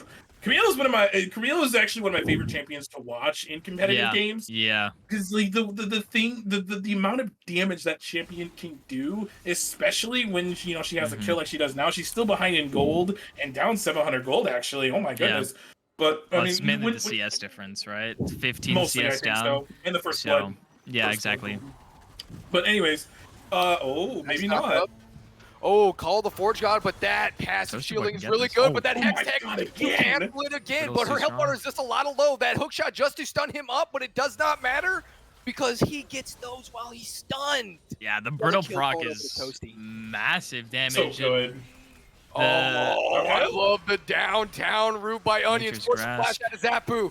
And it looks like Dune is going to fall in the process. He falls. That route is really good onto Zapu. And Sans is going to get another double kill onto this bot lane. BXR just shows up to watch his team be murdered by the rat. This rat is getting a little scary. It's 4-1 on the Twitch now. He's sitting on 1,300 gold hill base. Potentially has Blade of the Ruin King on base. He does. That's a huge spike for him. Wow. That's a massive spike right there. Oh, just out of range for that for that hook shot. But he's just gonna die to tower shots. What? I think he's happy with that, to be honest. I mean, he got, I think, 2 plates off that push. He's still 1,000 gold, 1,200 gold up on Camille, has his completed Sunfire Aegis. I think he's fine with that. Nothing really can really come off of that play except for potentially Herald, although Bunny is going towards top side. They don't have bot prio, so they actually will lose this, I would assume. Just because Sense and Cobra Strike are here. Zapu could maybe get a plate. It's really hard to siege with Jin this early on. If they rotate up, they won't get very much of anything, and they will. I don't think they know they're on it either. I just toggled the vision. They must not. I just toggled the vision. They have no vision in that Herald. Okay. Yeah, so it's... we'll get it for free. Usually, when you see the bot lane missing and bot lane rotating, it's almost always a Herald play, especially if you get something topside prior to that. Because you know Toasty Boy has the base, he doesn't have TP, they're rotating their bot lane up. They're probably going to go for a Herald play. You can at least try to trade plates for it because you are late on the bot lane rotate. They won't do that, so they don't get anything cross-map for it. I'm assuming this Herald's going to be dropped mid lane, and it is. That'll be at least 3 more plates over to this Twitch, and that'll increase his gold lead from what was only 500 gold. It'll now be a lot more than that. Actually, it didn't quite crack the next plate, so he doesn't get a whole lot out of it, so he's only 500 gold up. One thing I am noticing, though, is even though, yes, they are, that on SKT, Twitch is very, very far, not very far, but he's far enough ahead to where he will make a difference in some of these more early game team fights. Well, that was actually a really good dodge on the pillar there. But on some of these early game team fights at the moment, they're still down about one and a half almost ish thousand gold. Oh my goodness! They're gonna try to find a pick right here in the red side jungle. It goes through. Dune picks up the kill though, with his ultimate. Yeah, that was free, so that was unlucky. I mean, that's just what happens when you're playing LeBlanc and you're like, hey, someone's here, let's blow them up, and you have a Blitzcrank to follow. Okay, they're not going to fight. So back on the topic of gold, I'm gonna pause real fast, Freak. Go for it. Dune has a Dark Seal in his inventory. Of course. Dark Seal on Blitzcrank is crazy, especially when you're getting that many assists and he's getting kills right now. Sense pops that spray and pray, flashes forward. Don't know if it's going to be able to do much, but he is shredding through. There's another one. Kill. He should die for this, though. Oh, Cobra Strike should die. He should get dove, right? He gets dove. LeBlanc tower also on top lane. Speaking of getting dove. Oh, misses the call to Forge God. He should be okay. Yeah, Cobra Strike, really clean flash right there, though. A lot of damage from the tower. I love it. It doesn't actually get the kill. First tower does fall in the top lane. Kind of expected, though. Warren has been pushing in this Camille the entirety of the game. Linguini. Oh, Linguini jumped right onto Asol, but Asol doing a lot of return damage, and he is just... my God. He took the distortion back. Burning the fire. I love it. Dragon's Breath for the win. Linguini could have just walked out there. Instead, he takes the distortion back, taking a lot of damage, almost nearly being executed by Asol. Could have died for that. Gets out with his life and his 2 Dark Steel stacks. And what I wanted to say about 10 minutes ago is when we were on the topic of Camille and loving to watch the champion. The thing with Camille is you can really tell when the Camille is good at Camille, when the player is really good at Camille, and when they're not good at Camille. I think that's part of the reason why she's so fun to watch, is because there's a lot of skill expression within that champion, as much as a lot of people are like, this champ does so much damage, her ultimate is so unfair to some champions, she's a 1v1 monster, split push monster. She does have a lot of skill expression in her kit.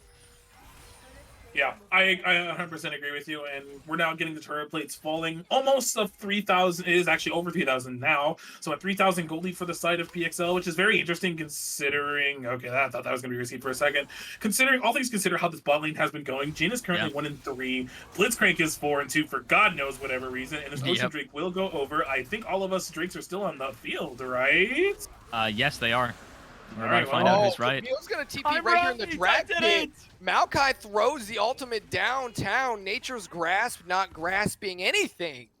Oh, it's the Inferno. They could look to turn this, actually. Yeah, see, Darter said, I got it right.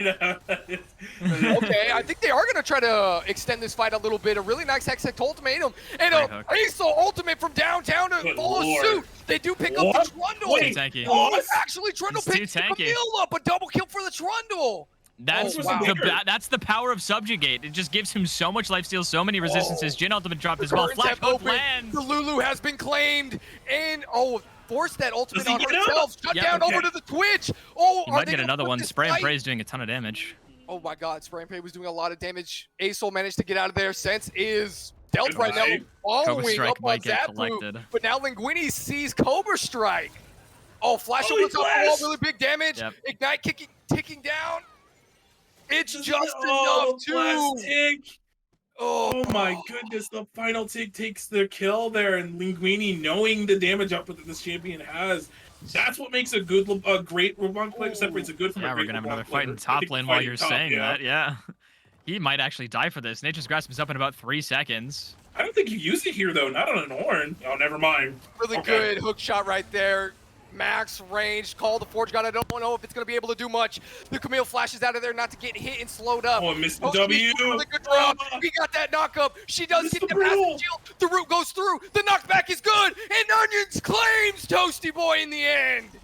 Yeah, they claim a kill topside, but they'll drop mid-tier 1 for that. And I don't know if that's a totally worth trade if you're looking at the state of the map, as we're getting close to second Herald. We're getting close to this next dragon. And I mean, 3 minutes time on Drake. Herald spawning in 30 seconds. You can use that top lane tier 1 that you took a while ago, that mid lane tier 1 that you just took now, and set up for a vision, set up for this play on top side. And if you're SKT, you really have to try to find a pick to stop the bleeding of these objectives. Yeah, I mean, at this point, the gold is starting to like grow a little by little, more and more, especially with towers falling. You know, mid lane tower, as we will say, I will say this every single stream, and we will always talk about this. The mid lane tower is the most important one because it opens up the map. Basically, at this point, they can lose complete control of their jungle, regardless of what the side of the map they are on. Because it just opens up so much extra vision you can get down on the buffs and spray. I love it. Zapu is going to be taken out. Sense follows through with that E. I don't know if Doon's going to be able to get out of this, but here comes BXR Bunny. He's going to be coming down from the river. Meanwhile, we have Herald being taken by SKT. Wow. I'm so sorry. SKT. We almost got there. We got there eventually, and that was, I mean, Twitch, we talked about this before the stream. We didn't talk about it on the stream, but Twitch has been on the top of 80 carry win rates for the last like 10 patches at least. And he does so much damage. I don't know if he's going Runan second, I think. I think which is a good build. He might be going Kraken Slayer, might be going Runan, so I'm not 100% sure. It should be Runan second if I had to guess. Kraken though. Yeah, I think any of those builds are good. I mean, when he's this fed, he doesn't need the Trinity Force anymore, so I wouldn't be surprised if he does opt for the Ginzu's Rage Blade just to pump more damage, because the amount of pen that item gives you, you're basically doing true damage, especially because the pen does obviously apply on your E because it gives mixed penetration. We've got a lot of pings in the mid lane. Call the Forge God is here. We have 3 members. Cobra Strike does flash the knock-up. Oh, I thought that does she live? TP on the side from Camille. Linguini is stuck in the brush, and the Hextech Ultimatum will secure the kill. Looks like never mind. I take it back. Does not secure the kill. The Brittle will take out the Aurelion Soul. Force to flash his Maokai right now. Are you dying over there, Hyper? You good? Hyper, you okay? That's a no. He's not good. We lost our play-by-play. It's fine. We'll get him back shortly. I hope, as Dragon is spawning in 45 seconds, they're going to collect the top camps. He's having a bit of an issue. Did I pull the cord out of my headset? Yes, you did. I think you're back now. You're back now.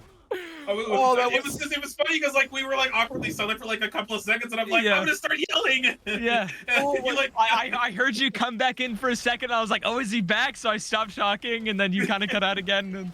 But we're back now. Gold lead is 4,000. Drake spawning in 15 seconds. Bunny's taking the blue buff, and we're gonna get another fight here. And we're gonna have. Oh, does he open up his spray and pray that Pork Proc does go through? He goes airborne the wrong direction into the waiting hands of SKT. Let's go! We gonna call them SKT for the rest of the game. Dude, they're playing so good. I can't get their name right. I will say though, this is a much better showing compared to Game 1. Yeah. They have this Twitch is absurdly fed, which is exactly what they want, and they have to play through. Oh no! What a clean hook, and they got the damage to burst him out too. Zapu claims the jungler right before the Drake fight too. Curtains have been called, but I think it's just a zoning tool for now. Yeah, it'll be more than enough of a zoning tool, as I'm pretty sure this Drake should go over. Camille's looking for a hook, doesn't land. I don't know if they're going to start this fight. A really great polymorph right there. Toasty Boy just could not get his second proc going off. Oh, but it's tense. It is tense. They did have to use wild growth right there in that last iteration. Yeah, Linguini had a great angle on the back. She was completely zoned off sense to not grab the kill into Toasty Boy, and this Drake should go over to them as Onions is a little bit too far away. Sense may try to open up here. Eyes on Dune to see if he can land a hook and start things up. From the Ornn. I don't know if it's going to amount to anything, though. I mean, at this point, the other jungler's not going to be here. Okay, never mind. We're gonna fight. Oh, we are gonna fight. Here comes the Ace ultimate. He's gonna stun up 3 people. They all go airborne. Nature's Grass hits 3 of their members as well. But Twitch is no damage. Out, and their team's health bar is just so low. They don't have the follow-up. So many members are so low right now. Oh, Twitch can't fight this. Maokai tried to peel right there, but he's going to get picked off in the end. A really long-range root coming out from Zapu. They hit the Aesol. They root him as well. But here comes Sense. He does not have enough health bar to live. Trundle is a monster. He gets the shutdown as well. The problem with that like a jungle fight, camp. The problem with that extended fight that just happened is Twitch got poked out too many times by the LeBlanc. So when that re-engage came in, he was not able to fight any of that. Imagine if Twitch is full health there and with spray and pray up, that is a completely different fight. But excellent usage of the poke from the LeBlanc, from arguably the Jhin as well with the deadly flourish. I mean, they end up losing the fight. There's no smite on Trundle, so Camille could probably do something really hilarious here. I don't think they're trying to get Baron. Their health bars are too low. Nah, her health bar is a little too low, so if she goes in, she is just one shot. This is they the will most be able to hilarious secure the thing Baron. she can do. Okay, she's not gonna do anything. Zapu's burst damage is just too massive. What? Yeah, I saw that coming from a mile away. When a very low HP Camille with not even one completed item, by the way, because she dipped 1,200 gold into the team at now, just finishing the Divine Sunderer. So she has no items. She's half HP. You're going in 1v4, regardless of how low HP they are. You really have to one-shot all of them, and without Sunder, you really don't have the sustain to do so. Zapu just one-shotting her, then fourth-shotting the Baron, collecting that, and off of this Baron, they can siege really well because Zapu now has 2 items, and Jhin sieges extremely well at 2 items and later, and this Camille is not having the level of side lane threat that we thought she would have in this game. Yeah, I mean, it just is what it is at this point. I mean, she's not as far ahead as she would like to be at this point. And I was commenting that when Trundle was pinging Smite, that could be the funniest thing she could ever do is just kind of walk in and W the Baron. And Q it, Baron was at 30-something health before it regened just slightly to not fall over. So that could have been the funniest Baron steal of the season. I would have clipped the crap out of that and posted it everywhere of us just potentially dying laughing from that, but that doesn't happen in the way the Baron goes over to PXL. They're going to look to siege this. I'm assuming this will probably be just a 5-man push. Looks like 1/4 shot and this thing is dead. They can easily get this next turn potentially as well. It lived with the caster hitting it. Oh, wait, what is this? Blitz gonna start that fight off. A really big fight gonna go through. Nature's Grass on the back line. Shutdown going over to the Aesol. They do take out that Trundle. A massive ultimate. And Zapu's health bar is just nearly obliterated by that. Blitz pulls him back into the fight. Toasty Boy claims Aesol. This game is crazy, boys. Yeah, Dune was missing a lot of hooks earlier, but he's definitely calibrated now as he keeps hitting them in these team fights, and it's mattering quite a bit as Linguini's 1v3. Great distortion. Be here because that Twitch is definitely dead. Curtain Call is going to do a lot of damage to that Twitch. That Billow's Breath is going to save him just slightly. Camille, I don't know if Camille has the support to take out the Ornn. Sense and Cobra Strike are healing up in the fountain. It is 4v3. There's the hook shot, but he does pop that Billow's Breath just for Zapu to obliterate her. He is dominating the Rift right now. Really clean polymorph by that Lulu. Toasty Boy's health is just ticking away little by little, but they do claim that inhibitor. Ooh. I'm going to play my favorite game. Jhin has 14 Dark Harvest stacks, so there's that. Aesol going in. Okay, Aesol and PF Sense is going to be jumping onto Zapu right there on the back line, but here comes BX. I don't know if he's going to get there in time. They do take out the Jhin and the Blitzcrank in the end.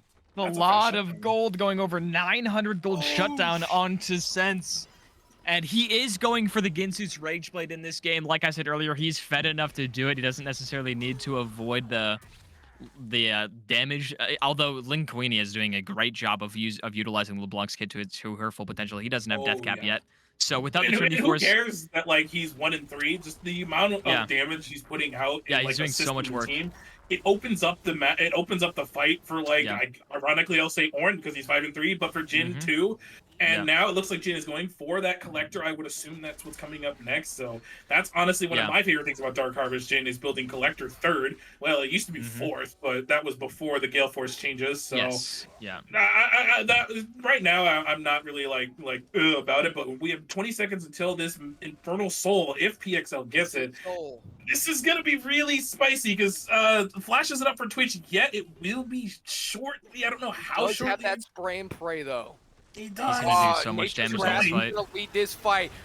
Twitch is gonna pop that ghost. Here comes Call of the Forge God and the ultimate from Aceful at the same time. Damage. Oh, massive damage from the side of SKT is just too unreal. Shutdown going over to the Twitch. It is now a 2. It's a 4v3 in favor of SKT. Double kill, triple kill. Twitch, give him the MVP. He has single-handedly carried this game. He's looking for her. It's a quadra. Kill. Well, there it is. Twitch is online, bro. Yep, and that Twitch should be is the online. too. That'll be Rage Blade, and now Twitch is online because 3-item Twitch is where this champion really starts to come online, and he's only going to be doing more and more damage. And like I said, he's fed enough and he's ahead enough just to not have to worry about the burst, because the burst he needs to worry about is far enough away from him that he can kind of deal with it. Linguini, now that he has the death cap and he has the Sork Shoes, is going to be a higher threat, and they really need to do a good job of keeping him off of Sense, because Sense doesn't have the Trinity Force. He won't be able to survive a full combo from LeBlanc, so they really need to do a good job of marking her and keeping her off of Sense. But if they do that, he can 100% take over fights like we just saw. Yeah, and I think he should go the Lord Doms here to even add to that shred value. And actually, it looks like he's going to go Wit's End, actually. I love it, I do like the Wit's End. So smart, yeah. I like that, yeah. Really good itemization. So we have 49 seconds to the Baron. We're kind of just like waiting for the next fight. Item. So Oh, we have Ornn items coming online. Do we? Okay, we do. Yeah, It's level the 14. first one, Edge of Finality. Yeah, Edge of Finality is That's such a completed. The cheesy item name. unspoken parasite on Ornn as well. Camille? Oh, Camille's gonna jump Look right at on that his Zappu. Hookshot's gonna land into Ornn. And What? Zappu just eliminates. But, oh my goodness, the Never mind, it was worse. sides of the team. Double kill going over for that Acel. They find Dune. He is slowed up enough, and Acel got What is enough that damage. damage, bro? Hook is just going to They should get the solve Baron. his inevitable death. Triple kill for the Acel. Okay. That was, I thought Camille was running it a little bit there, I'm not gonna lie. Yeah, I mean, all she needs to do at this point is set up for her carries, because, like we mentioned, she's a little bit too far behind, but she still has the ability to set up her plays with Hextech Ultimatum and the hook shot. Bad spot. Linguini, you got caught slipping like that last game. Yep. Ah. The Banana Man was getting caught shopping, and he gets caught shopping again as Toasty Boy drops the call of the Forge God. Oh, and Linguini does pick out a nice chunk of Cobra Strike's health, but here comes that TP coming out of Camille. Hookshot right under Toasty Boy, and it's a 4v1 onto him. And godlike is the Twitch. It should be Baron. I think they stalled enough time. Yeah, it should be Baron. There could be a steal. There's no Blast Cone. He doesn't have Flash because he opted for the Ghost, so it will be secured 100%. Wow. That was an objective bounty, mind you, too. I mean, I forgot objective bounties were active. Wait, they have objective bounties? They're only down 1k? Okay, yeah, they're falling off soon, but... I mean, Sense is really fed. After one more midway, he should have Wit's End as well. He's sitting on 1,600 gold. I mean, we are giving a lot of credit to Sense where credit is due, but I do got to say his team is setting him up phenomenally. Yeah. Jesus. Yeah, I mean, 97 Onions has been utilizing the Nature's Grasp in full effect. He's using it now just for a zoning tool to try and get his red buff. Won't get it, unfortunately. Oh, he doesn't walk in and grab it? That doesn't work like that? Nope. I don't think he got it. I think BXR Bunny got it, or Zap. Yeah, he did. I'm a little surprised he went to use it, though. I mean, I figured you want to save that, because like at first I'm like, why are they pulling the trigger on a fight now? But that, importantly, that Wit's End is done. Camille. Oh no, they're bum rushing her, and she's a long lane away from a tower. She can get this tower. If she dies, I think it's fine, because they can force it down mid if they spend too long here. He's trying to get that Baron empowered back off. I like it. Oh, a long range brute by Zappu, the pillar, just to get him out of there. A really nice Hextech Ultimatum, a flash to follow through, but I don't think it's enough. The hook shot does not go over the Baron pit, my friend. He goes down. Yeah, but I think that's more than a worthwhile trade. They can at least get this inhibitor. They're going to take way too long to get here. And I think Camille did more than her job. I think they take it in time. They do. Oh, that's huge. He gets there just in time. Here comes that Ace Ultimate. Really nice stun up by him. But Toasty Boy is just going to dive right into the fight. 97 Onions, his health bar is getting really low. Ace is just dealing so much damage. He flashes in front of Jit's face. He gets a triple kill. He gets a quadra kill. Holy! Ah! What? Yeah, it's great senses by Sense there. All of the CC was burned, and he's like, I can just step up now. There's no Call of the Forge God, no Ornn E, no Pillar, and he has he's playing at his max range, just one-shots all of them. Onions trying to pick up another kill, nearly dies to Fountain. And they'll bring us to 1-1. I had to mute myself right there at the very last second because I was gonna start cursing. I have 2 quadras in one game. I mean, it's a fed Twitch, but that's exceptional. 19-3. He was 19. Yeah. He did 39,000 damage. 39,000 damage. 39,000 damage. The next closest person was the Jin with 26. This is why I banned this champion, by the way. I permanently banned this champion in solo queue. It is ridiculously strong late game, and I understand though. He's putting on a show. Like I said, he's been one of the top 80 carries for the last 10 patches. No one's picking him up since picking him up in this game and playing it to its full effect. Cobra also doing a great job on the Lulu to keep him alive in all these fights. I mean, if he wasn't playing the way he was, he dies. Sense dies to Linguini at least 2 or 3 times in the backline while growth being used to full effect, the heal being used really well, and I mean, those two in the bot lane played exceptionally well. And not even just Cobra Strike sticking to Sense like glue, but also 97 Onions setting every team fight up perfectly. I don't think he threw a Nature's Grasp in Vision once. I think he always came out of Vision. Once Nature's Grasp came through, Camille pulled the trigger and ASO Ultimate hit the ground. It was phenomenal communication from SKT. Yeah, go ahead. I'm just at a loss of words. I'm at an absolute loss of words. I mean, it didn't even matter that Camila, wasn't able to be that split pusher that we know to see her. All it mattered was, and even in those places where it looked like Homeboy was running it down, it was completely to set up the ASOL and the Twitch to be able to clean up whatever damage he was able to do, and it completely worked. 19-3, I think it was the Twitch. 19-3, yeah. 19-3 was that Twitch, and that is something you got to plan for, especially, I mean, you got to have something that's able to get back to him, because that pick comp was not able to find him, because he was just Sense's positioning and before every single fight was so good. Give the man a hand. Linguini popped off round 1. Sense popped off round 2. I wonder who's gonna pop off round 3. If you guys have nothing else, I say we take a short little break. I'm good. Yeah, I got nothing else to say. I am excited for game 3. If it he died again. He's gone. All right, I think I need some wireless headsets, I swear. Get a new cable at least, maybe. New headset, I just get so hyped I just pull the cord out. But Risen, please stay tuned for game 3, because it is going to be an absolute banger if we haven't had enough of an example. So please stay tuned. We will be right back.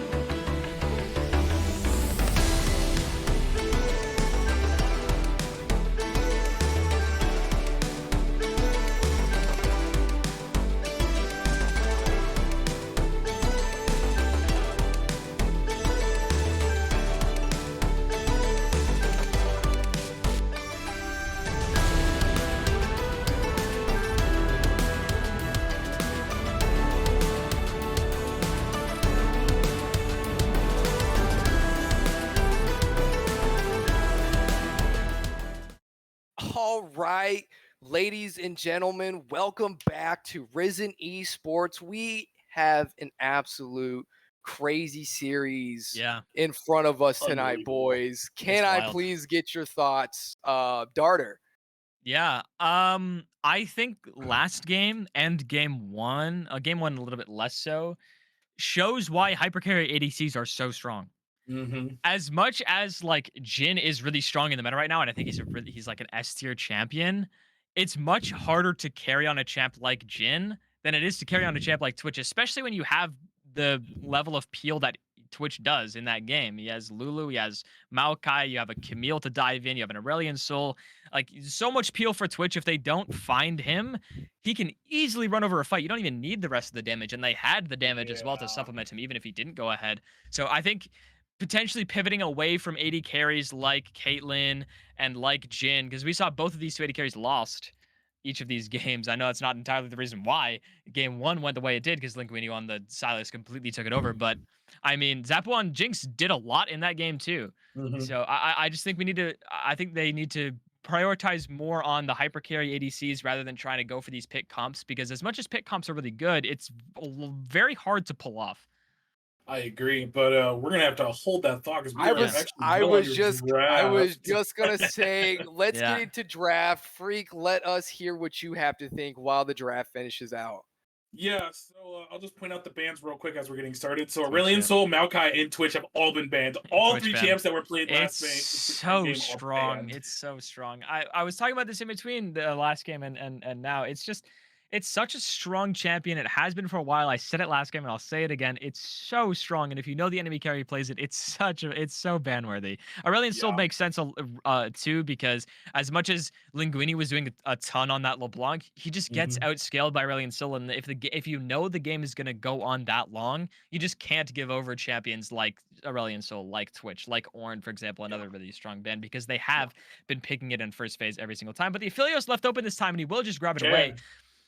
And I believe that's his most played AD carry, if I'm not mistaken. Yes, I believe. I can look that up real quick, actually. And they're going to just handshake Jinx Aphelios. I do still think Zeri is playable. Also, Lucian Nami, Lucian Milio, also still very strong. I would like to potentially see one of those lanes instead of a Jinx, but if we're comfortable on Jinx and we know the matchup, we've seen this matchup hundreds of times. It's a classic. I would like to see jungle picked here though. Potentially a Wukong, a Vi, something like that. Maybe Sejuani if you're looking to play some melee mid laners. Because support counterpick is so important. I don't think teams index enough on counterpicking support because it's so strong, not only for lane phase but also for just the whole game and team fights. Yeah, and Wukong, Wukong. Okay, Wukong really good setup and engage for SKT. So pretty happy with that. And I was gonna I'm looking at Zappu's stuff right now. Malphite actually being left open means PX will take it. So that's really one of the strongest tanks in the game. And Morgana being locked in, I assume as the support, which we saw it game one. I mean, he did a great job with the pick. Don't get me wrong. I still have my reservations about this champion. If it doesn't get a lead in lane, it can be very weak later on. And we did kind of start to see that come into play later on. They had enough of a gold lead, and Linguini was doing so much work on Silas, it didn't really matter. But in a lot of these team fights, the Black Shield wasn't perfectly timed, so he still got hit by things. Rel, in my opinion, one of the strongest supports on the patch, but everything she has is telegraphed and Black Shieldable. Her Q is pretty fast, though, so it's kind of hard to time. But not exactly the kind of support you'd pick into LeBlanc or into Morgana, excuse me, but still very strong. And Jinx has really good damage early. A lot of people don't know that or don't think that she does, but she is quite strong in lane. So with Rel, you kind of can abuse this Aphelios and potentially this Morgana. They're very squishy. So I would have personally preferred to see a Lulu or a Nautilus or Braum even. I think Braum is super good for them. In this game, it just helps protect this Jinx with Malphite on the screen. You kind of just need extra peel for the damage dealers on their team, so Malphite is going in alone. Hecarim banned away. That's a huge dive champ that pairs really well with Malphite. And again, dive champions just give natural peel, which is why you see like diving junglers being picked a lot with hypercarry ADCs, because you just naturally peel by going in, just by running in forwards. Now, you can go in too far and leave your AD carry open to flanks, but if you do it right, it's very strong. Yeah, absolutely. And we're here in the second phase of bans right now, as we mentioned. Looks like they're going to ban Potentially the Fiddlesticks. I don't like the Fiddlesticks ban. They already have a lot of AP with A Morgana lot and of Malphite. They AP, kind of need an AD jungler, and I think Vi is pretty good for PXL here or something like that. Even Sejuani potentially with Malphite. It's a whole lot of lockdown for yeah. this Jinx. It really helps out, but instead they are going to go with the Fiddlesticks ban. Mhm. It is a strong champion, but I just don't think it's necessarily in this game. It is decent wombo combo with Morgana Malphite, sure, but I just think there are other strong picks, and it's most likely a pocket pick ban. They've seen him play it before. They know he plays it, so just Yeah. don't want to give it over to him. Don't want to let him on comfort. It makes a lot of sense to me anyways. And Hmm. finally, as we were talking about, like, Yeah. some of the players that play these champions, and actually it was I did not see Aphelios on the listing of champions that he can play. Oh, So okay. maybe something that practices outside of like solo queue Yeah. and whatnot. So that's most likely the case. But Yeah. Gragas being locked in as, I'm assuming, the top pick. I mean, Oh, it it's could be Morgana cool. Jungle. All right, Morgana Jungle. Yes, yes, yes, Okay. yes. I like it a lot. I like it so much. It's where I thought the Morgana was going in game one, and where in Right. my opinion, it should have gone in game one. This time, they are going to put Morgana Jungle. I think Tarek is a super strong Unless support. And again, again. Silas in this game is actually stronger than it was in game one. Yeah. I think Rel Ultimate is huge for these team fights, especially with Oh. Wombo combo with Malphite, Tarek, like Morgana ult. You have huge Wombo. Gragas Ultimate, always good. Wukong ult again, super strong ultimate. Silas is super strong here. The only thing is, I would like to see them counterpick it with something that is good into Silas. Ari, another good ultimate for Silas, but good in lane Yeah, good against in Silas. lane. It's something that you're not going to get abused like the Corki.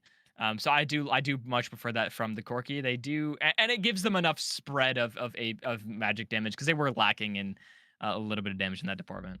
Yeah, so with Gragas Ari, this will be a Hmm. lot of magic damage on the side of SKT. Looking forward to seeing how that will play out. Hmm. And as we have completed these drafts, we got a spicy Morgana Jungle on the side of PXL. Pretty standard comp. I mean, Rel is arguably a spicy pick. I mean, don't see her too much outside of solo queue right now. So, Hmm. Hyper, I mean, how you feeling about both these drafts? We even got a Tarek too. So, let Yeah. us know what you think right now. I mean, I'm kind of liking the way both of these teams have set up. I would have Hmm. liked to see a little bit more Wombo on the side of SKT, but I understand. I like the Gragas pick. Yeah. I was thinking they would have gone a little bit more AD, but then, as you pointed out, they were lacking in that AP damage department. So the Gragas does make sense there. Yeah. We can But as assume soon it as is they AD. locked in like Silas, I was like, ooh, there's like a lot of Wombo Hmm. that you would want to have that Silas could just abuse. Mhm. But with Yeah. that being said, I think Anivio would have been a better call. Some good Just zoning champion, really probably. great zoning. She keeps that mid lane prio. So even let's say Linguini on Silas roams bot or top, like we saw him do game one. Yeah. You know, Anivia could just wave clear like a champ and just start putting a lot of pressure in that mid lane. So Yeah. as to punish Silas for these roams. And also with the Rel, the Wukong, and now you have Gragas on top of that, that Anivia storm in the middle of these team fights becomes a lot more disgusting. Yeah. So I personally would have liked to have seen Anivia, but I can get behind the Ari pick for the laning. Hmm. Yeah, Uh, it's way better in lane. I mean, personally, my personal favorite Silas counter pick is Malzahar. Because oh as much as gosh, Malzahar ult is really strong for him to steal, you can't just Malzahar ult the Silas. Yeah, you And can. he can't use Mal's ult while he's suppressed, and if he is fed, you can just shut him down, as well as even if he does steal Mal's ult, you're just locking down both teams' main carries. So if you have a secondary carry on your team, it just makes it really good. It's also very strong in lane. It just completely counters his push and completely locks him in lane, because if he ever roams, he's almost always dropping turret plates or at least a few waves, because Malzahar has so much push. But Ari is like a classic just lane pick against Silas. It's picked all the time. It's one of the better mid laners on this patch, so I'm not surprised to see it. but So also Ari does have that follow up in team fights as Yes. Wukong and Rel go in. You know, Yeah. you can keep kind of Gragas for the peel on Jinx if you needed it.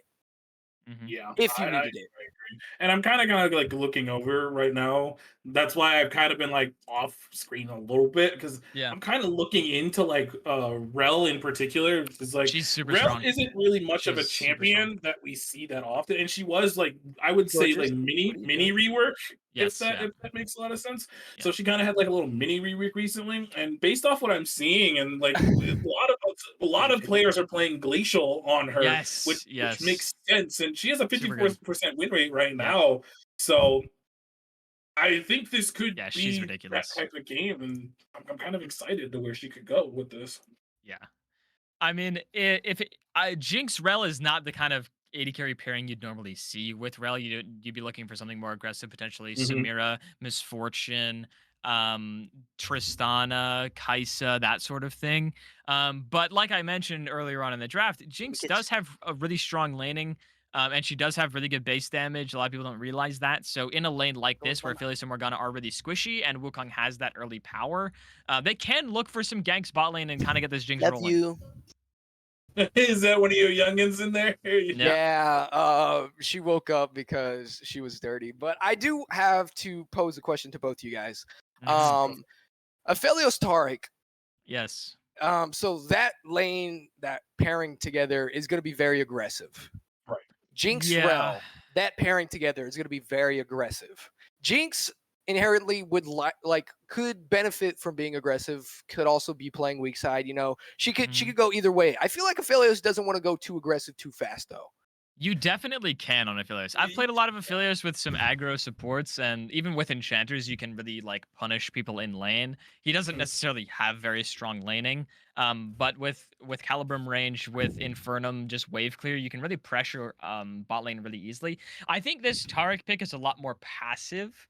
It's a lot more to kind of save this Aphelios from the amount of dive that they have. As soon as I see Wukong Rel Gragas, I need something to protect my Aphelios, whether it be Lulu or Taric or something like that, or Brum, just something to keep my Aphelios alive. Because aside from Black Shield, there's really nothing that they have for peel, so Taric really fixes that issue. I think that's where the Taric pick comes in, because in lane, as strong as Taric Sustain is, he really doesn't become an aggressive support unless he's paired with either Nyla or Tristana. Absolutely. And or Ezreal. I think we saw it in a pro play. That Taric Ezreal. Yeah. You have to be really good at Ezreal and have really good synergy to pull that off, though. It's really hard to stun to land with Arcane Shift. Absolutely. But and Linguini has that threatening Sylas pick again, but this time in a completely different matchup. This time Ari is able to keep him in lane because she has some pretty good push when she hits like level 4 or 5 when she I think it's level 5 is the breakpoint where she can one-shot casters. Okay. And then she's able just to kind of push him in, kind of trade with him a lot better than Corki can. Assuming that Ari is going electrocute and maybe not Comet or First Strike. Probably make those things a little more effective. I think Ari is also good for lane. I think Ari would be the call here. I think Electrocute is good. The lane. I think Electrocute is really good for burst, especially for Aphelios if you can find it with the potential this team has. I think Ari's a little bit better for lane, just for trading. So I think both of those runes are good in this game, but definitely not Comet. I wouldn't go First Strike either.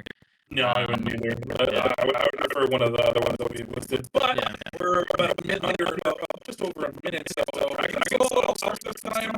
I kind of am feeling Ocho's game personally. I'm feeling Hex Tech this game. Okay, all right. I'm gonna go. I'll go Mountain. I'll go Mountain for this game. I'll be boring. I'll be the boring one this go around. All right, and with that, we have our souls locked in. We have our champs locked in. We have our teams ready to go.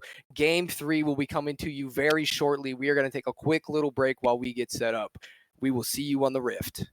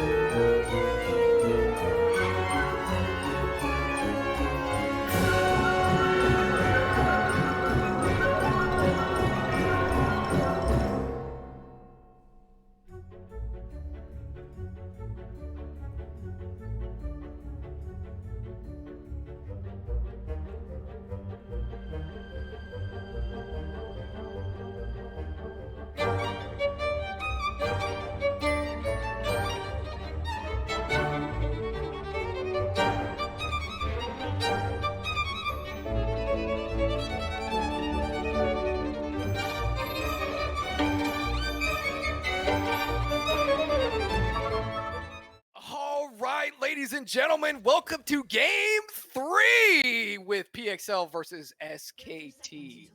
I got it right this time. You did. I'm proud of you. Let's We've been go. gifted a full set like we were last week. I'm really happy we've actually been getting full series because it's always fun to cast to a final elimination game that's not a 2-0, especially in super stomps. We've seen two like great individual performances on people from either of these teams. I'm curious to see if we'll have another monster Silas from Linguini this time around in a different matchup, or if one of these two AD carries is going to pop off again. I'm calling onions. I say 97 onions pops off. Okay. I don't know why. I'm feeling the Wukong pop. Feeling it? Okay, you're feeling it. Okay, you got the itch. You're feeling it. You're like, just from the way he was playing on that Maokai. Yeah. He's got this great positioning sense and like how to set a team fight up. I really have this feeling that he can do the exact same thing with the Wukong ultimate. Yeah. Mm-hmm. And it's one of those ultimates that with Nature's Grasp, it's an ultimate that some people are a little too trigger happy with because it's a skill shot ultimate, so they just throw it out a lot of the time for zoning. And Dune hitting the stuns, that getting a little bit of poke out shouldn't be any more than that.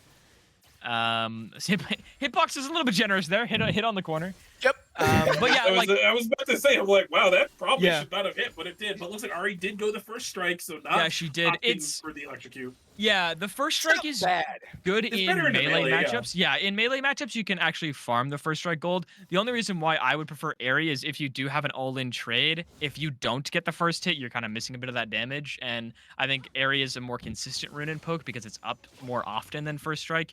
If you are just going to try to farm the melee matchup for gold, first strike is fine. Yeah, absolutely, 100%. So Morgana looks like going for an invade on the blue side, and they will not know if she walks into this. And Onion's fully unaware, but probably will meet her. Did go for opt into the full clear. It looks Depends like so. If he goes for wolves here. I was gonna say if he goes for wolves. Oh, okay. First. So he will lose his blue buff here. I hope Bunny doesn't overstay for the Gromp. Because if he does, he can get rotated on by Cobra Strike and Senses. They are pushed in. Zappo and Dune are coming into support, so he might try to go for the Gromp because he is sitting in a bush. Okay. Oh, I think they're going to go for the Gromp here. He does read for it, wow. But it doesn't matter because the bot lane Prio actually never mind. He's going to dive right in, but no stun is landed by Taric. The root is engaged. 97 Onions' health bar's getting very low. He's forced to flash into the waiting arms of that Morgana. Morgana flashes over to her side of the team.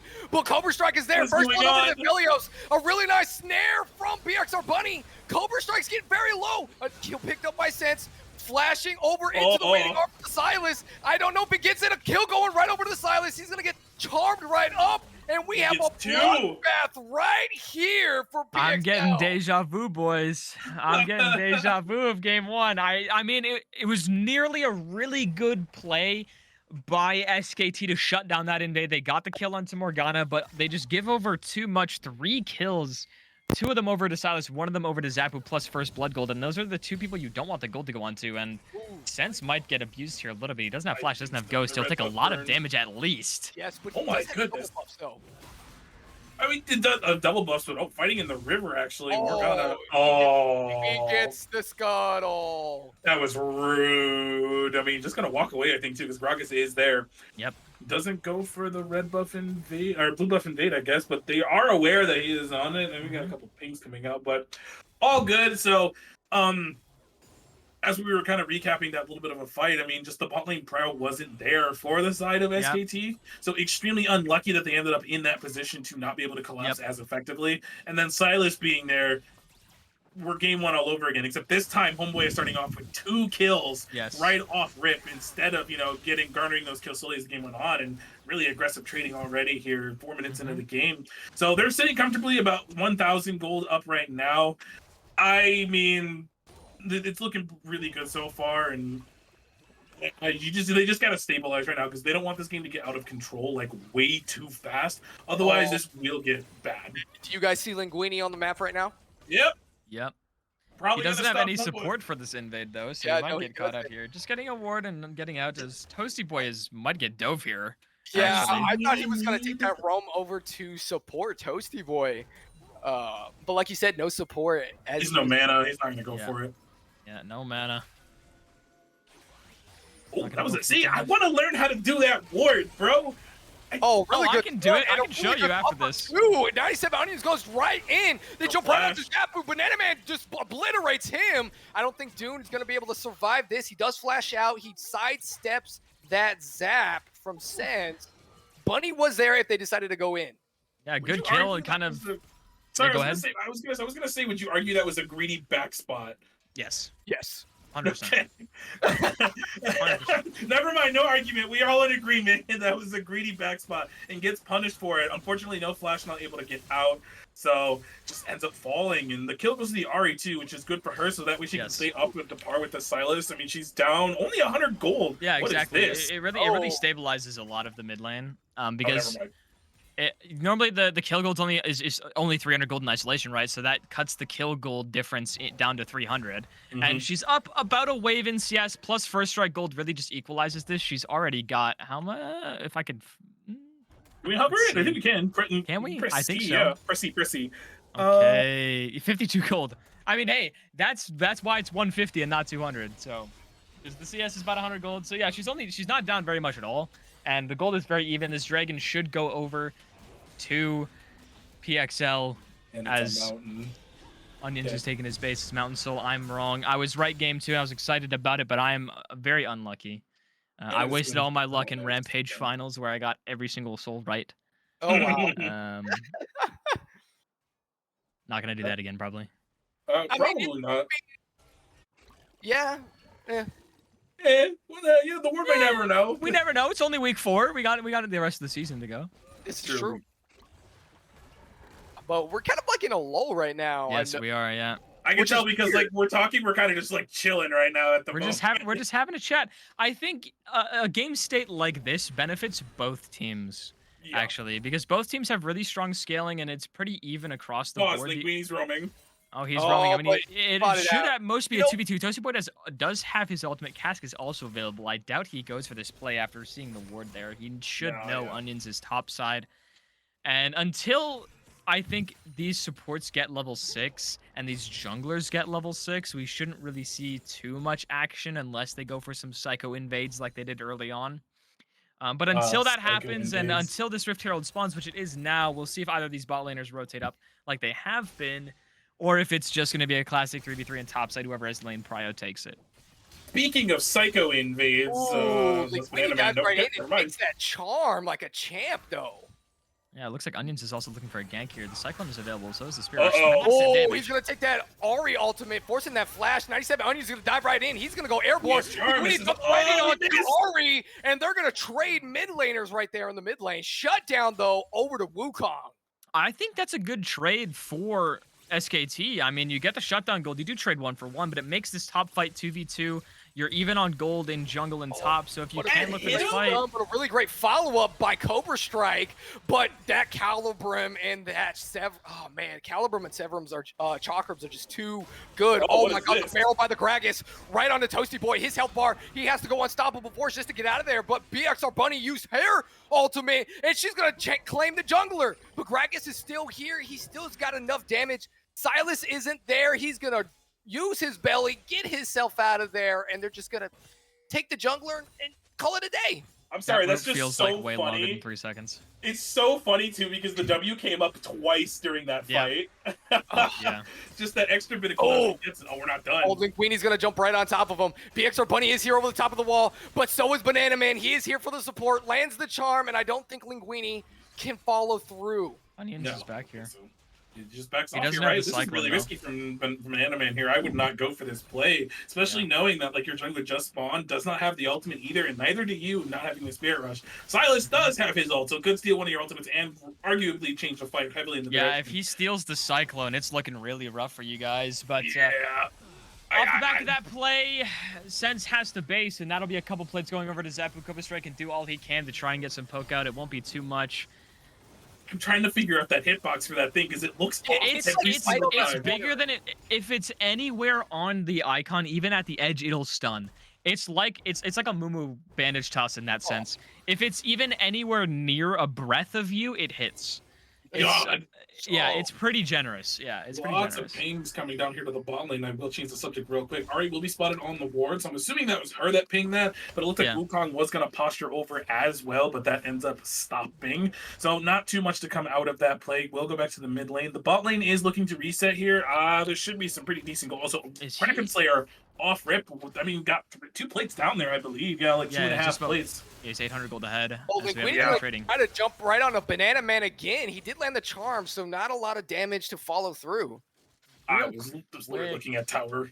Yeah, I wanna point out. I think Toasty Boy's going Triforce on Malphite because he has Sheen. But he has Grasp.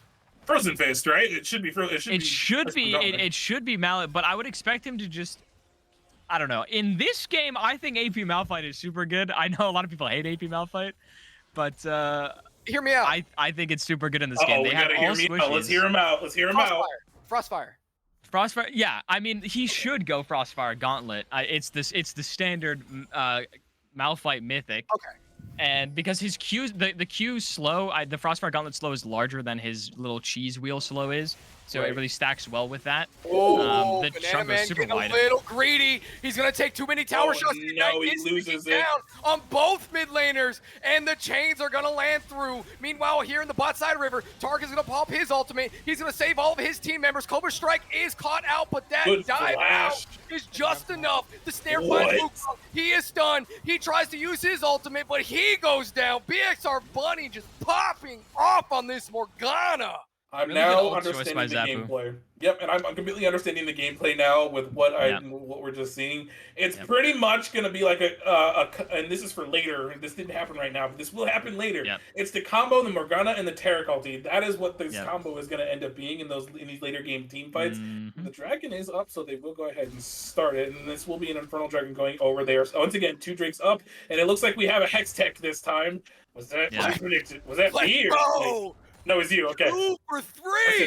I said ocean. Okay, never mind. But I said Hex Tech. I got the first. I got the third. Go ahead, chat. Say it. OP Dragon Soul. Oh, what a huge barrel. Forcing the flash. He flashes the follow. He takes 20 tower shots though, but he does get the kill, and he lives for it too. Oh wow, that was a really good. Aphelios damage. Oh man, that's a lot of Aphelios damage. It was a really good. I can't find my words.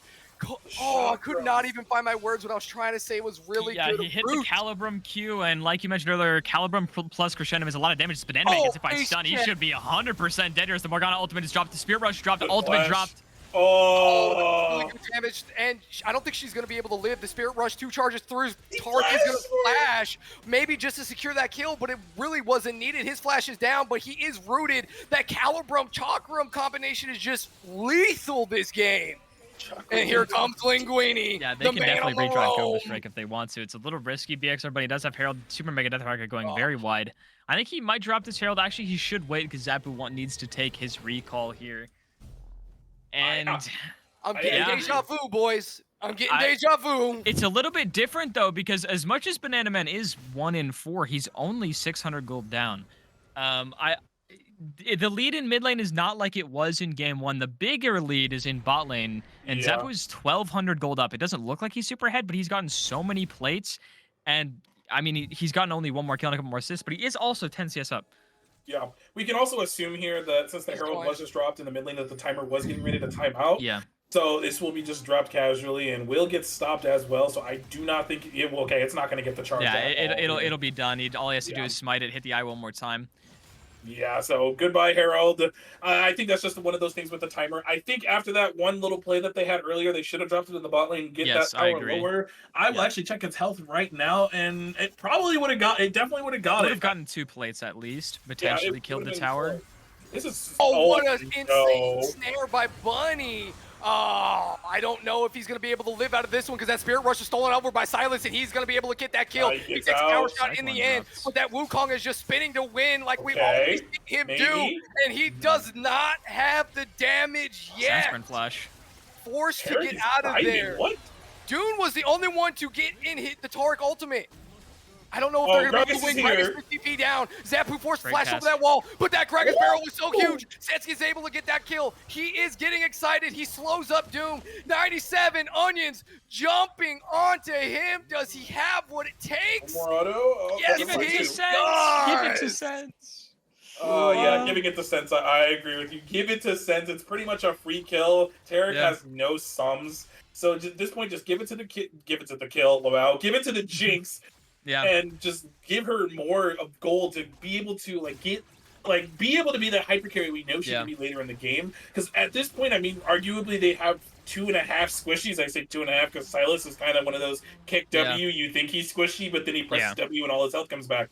So, but if you want this Jinx to carry, especially get through this Malphite later in the game, you need to give her more gold. Good charm. Jumping on a Toasty Boy right there. He's taking a lot of damage. Ignite is going to go down. Oh, it doesn't reach. Ooh, so close. Spear Rush. 4 more seconds, and I think she gets that kill. Even if she has the Spirit Rush, though, Toasty Boy does have his Unstoppable Force available, so he could go under his own tower much sooner. Banana Man would have to dive him for that kill. I still think he gets the kill, but it's a lot more risky if you don't know where Bunny is, because he just took a recall. He could be walking towards top side with this Herald being on the map and Dragon not being for another minute. His on bot side is right into that charm. He's gonna go right for it too. Unstoppable Force. He does. Banana Man's face. Spirit Rush to try to save his life. The second charge going down. That charm is good enough. Uses the third charge, and he is good to go. That's Ari for you. I mean, oh no, Wukong's here, so they're gonna turn this. Comes 97 Onions. He finally has that. Divine Sunderer, and they're going to jump right onto Toasty Boy. Toasty Boy decides he doesn't need to worry about that. Wukong tries to take out Banana Man in the... He unhooked his mic again. Not only did he try to take out Banana Man, he's taking out Hyper, too, for the third time this cast. I think... did it again. What I want to comment on is Banana Man throwing out the charm a little bit too early there, not waiting for the Cyclone to land the CC. Doesn't end up mattering, but makes it a lot closer than it needed to be. They'll grab the Herald off that back of that top lane play.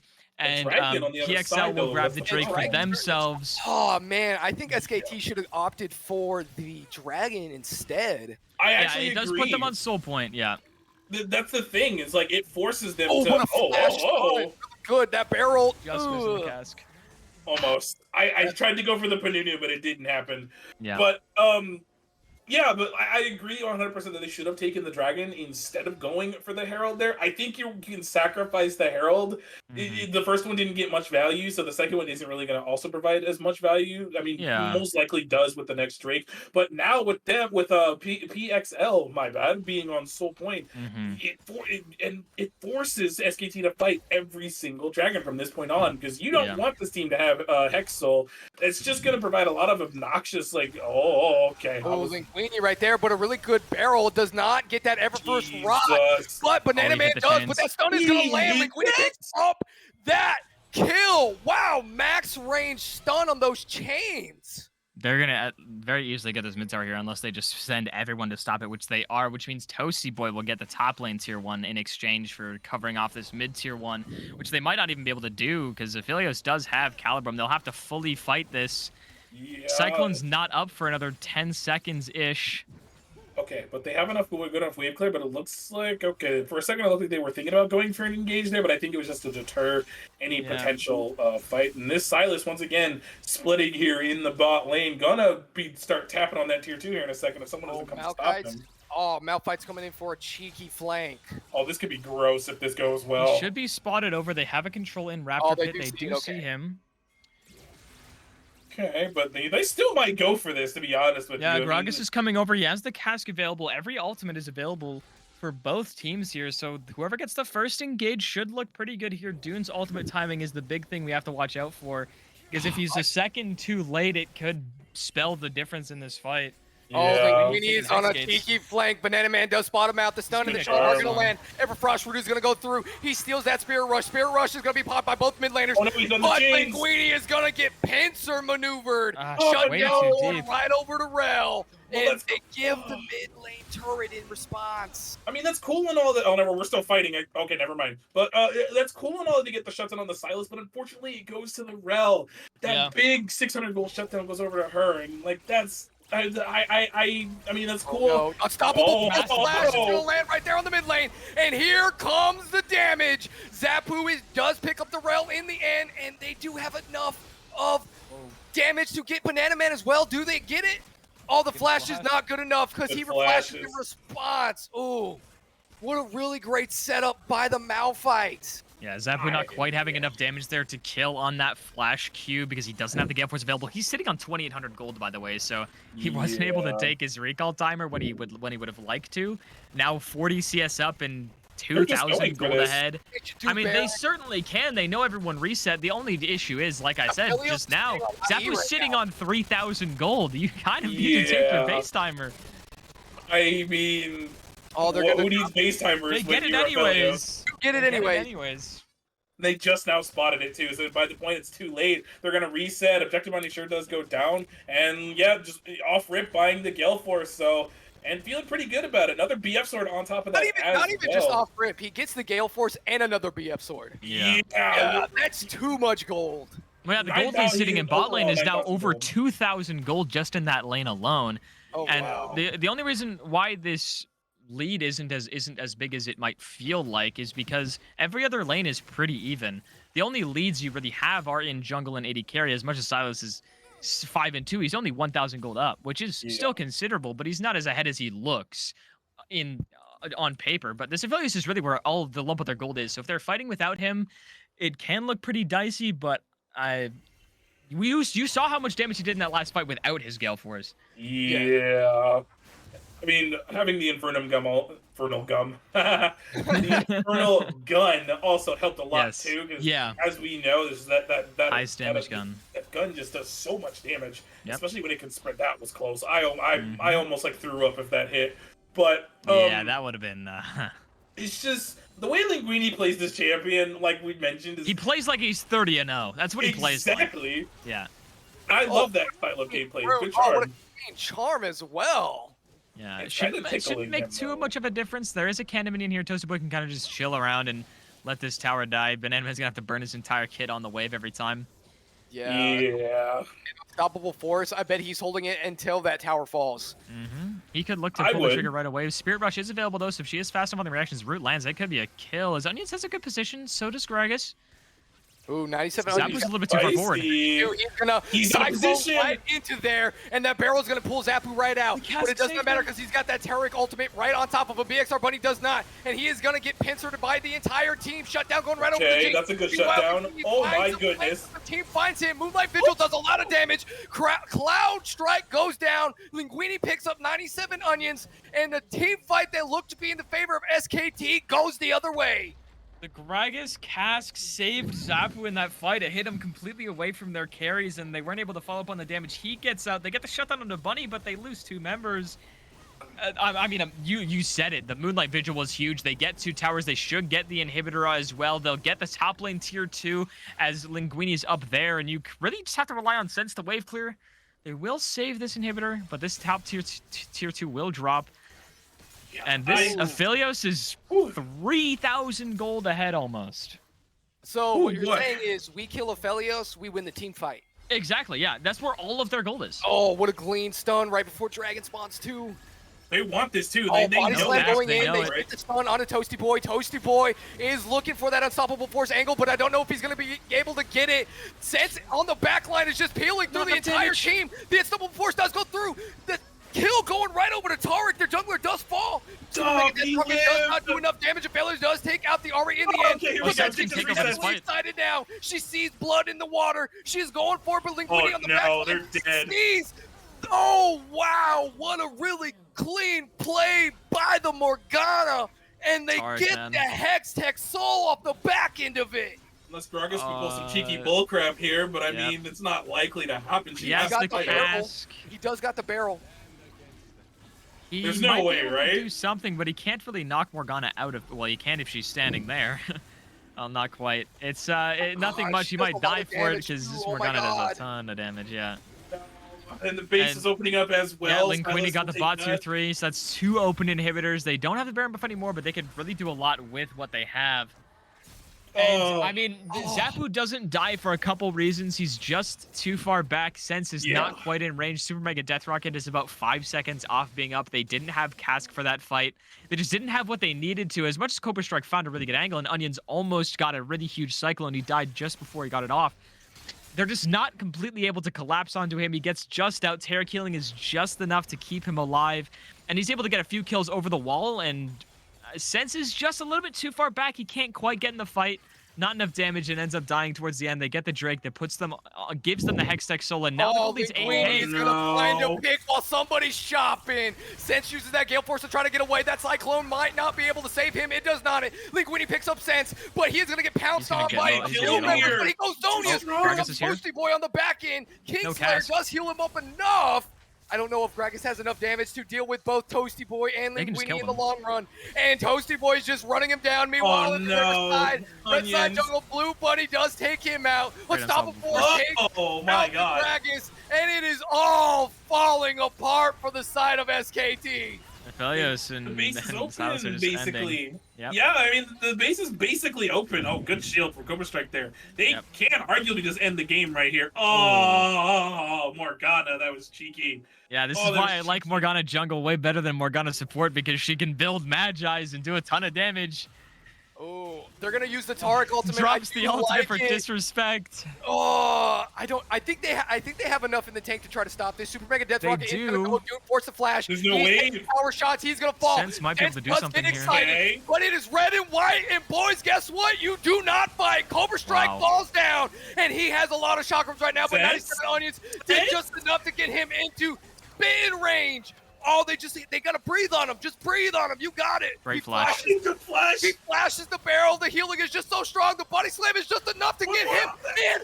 Enough damage. Shut down for the Jinx. Oh, he should have thrown a turret down.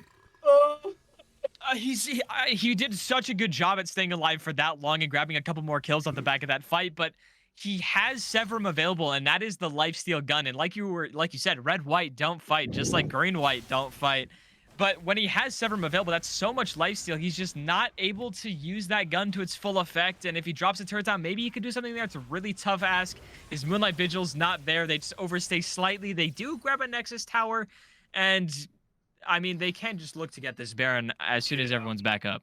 I mean, it's the open option. Wait, what? What are your thoughts on that fight? Oh, Linguini's gonna find a pick. I know he is. He might get picked here. Ooh. Okay, good. Oh, no, he should be out in time. What are your thoughts on that, Aphelios?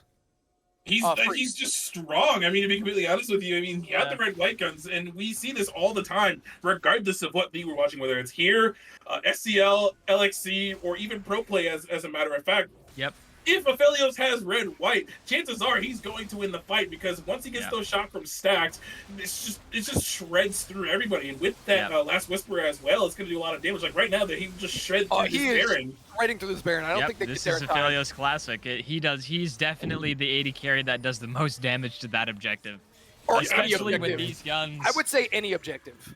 Yeah. He milks towers, absolutely shreds Dragon and Baron. You can't leave him alone. The last fight here, I think. Certainly. Yes, but we do have all the tools available from both sides of the team. No flash on Jinx either. Oh man. Flash on Malphite, unstoppable force available for him as well. I don't know if they're going to be able to save this push. Cobra Strike is going to try to dive in. It's a really nice route. That Gale Force over by Sanch just to get out of the way. Really good cycle by 97 Onions. We have a split up front right now. Dune does land that stun, and the tower is just falling down so well. Gale Force forward! Gale Force is just so clean. Toasty Boy only knocks up Sense. Sense is forced to flash out of that. The tower does go down. Really, really great route by the Everfrost. And it is said and done. PXL ace them for the win. He Gale Force in there. I love it. I mean, it's the right play, but it's so risky to go for. And Toasty Boy is right on top of it with the unstoppable force to just completely lock down Sense, make sure he doesn't kill Zapu. Because if Zapu dies there, that can completely flip on its head. They do a really good job of keeping Sense out of that fight, because he's really where the only damage they have is. They end the game off the back of a fight. I mean, they shred Baron like we mentioned. Aphelios just milks towers, and a really good game from them. Yeah, Oh, I agree. 100%. Very, very good game coming out of PXL. So Phoenix Legion is what their name is. For those of Yes. you in chat who haven't been paying attention for the past 2 hours now. Ophelio, so I'm looking at his build and like just pretty standard build. I mean the what is that called? Bloodthirster to get through some of that damage that the Jinx and the Ari were looking to put out onto him, Yeah. maybe the Gragas as well. Overall doing 27,000 damage, tops the charts on the team. And just when that lethal tempo got stacked with those chakrams, it was not fun to look at. oh Like just man, absolutely shredding through it everybody. was it was actually incredible to watch. Yeah. Because I don't get to witness very good Aphelios players outside of pro play, and just being able to utilize their ammunition, their kit so well. We saw him use his last amount of ammunition while he had the purple gun. I can't remember the name off the top of my head. Gravitum. He used the last amount of ammunition on Gravitum to secure the root, rotates right into Severum. Yep. And he like, it was just the ammo and just the gun rotation and the team fight. It was just amazing to watch. Such a really good pilot. Really good pilot on Aphelios. But before I want Freak's overall thoughts on the series as a whole. But before we do that, boys, who do you want to talk to? Because there's 3 people that we have to limit it down to 1. I said their mid laner. I want to talk to their mid laner, to be honest. I want to talk to Linguini, yeah. So, I mean, whoever I decide other than Linguini doesn't really matter because you guys have the superiority vote. I mean, I am a mid lane main second, so that's why I'm like, I want to hear from, especially popping off those 2 Silas games. I'm sure this game looked a little more int, but I mean, he did only die 3 times. But like, I mean, he applies so much pressure, and there's not a lot of players that played that style. And the fact that he's able to play these champions, which allows him to play that way, because a lot of mid laners can't play that way because of the champs they're playing, and not a lot of people are comfortable just picking Silas in games like these. So I'm really glad that he's able to do that and make it effective, because a lot of times, like I said, blind pick Silas is hard to do. It's not the kind of thing it's not the mid laner that you normally are allowed to blind pick. But he did it both games, and he did it well both games. I 100% agree. I mean, insane player. Just that's the stuff you see definitely more in like the higher elos and pro play and things like that. Just the way that they were playing the champion. Obviously, the same thing with the Aphelios as well. Being able to rotate those guns in such an effective manner. Gale forcing in, flashing forwards. It's that too. I mean, that's the stuff you see in the LPL. I mean, I have started to adapt that aggressive flash. It's important. It's so important because it's such a good tool to utilize. Because A, it catches people off guard. B, it secures kills, and it's damage people aren't expecting. Not even damage. It's tactics people aren't expecting. Yeah, no one's expecting an Aphelios to dash and flash at them. Exactly. Nobody expects the Jhin to Gale Force 4th shot you. Yeah, I love doing that. It is so satisfying. But nobody expects it. No, because everybody expects the Gale Force to secure kills. They don't expect him to Gale Force then secure the kill. Yeah, the way that mythic, as much as it's like OP, it has a lot of skill expression in it. It's not just used to grab a kill with the execute. It's a repositioning tool, and not every AD carry can use Gale Force to its full effect. And I mean, Zapu did it really well this game. And I just dragged over the mid laner. So yes, absolutely. Linguini, welcome to the caster desk, my friend. An incredible series you had with Silas specifically. Can we get your thoughts? I specifically want your thoughts on the mindset on to catch people shopping. You're essentially You're essentially walking up to people and picking their pocket. How were you able to do this? That's definitely like more of like what I like to do, like just like play pick champions like Zoe, LeBlanc, and I would have loved to see Zoe. Zoe. Oh man, someone who could pilot Zoe to its full effect is awesome to watch.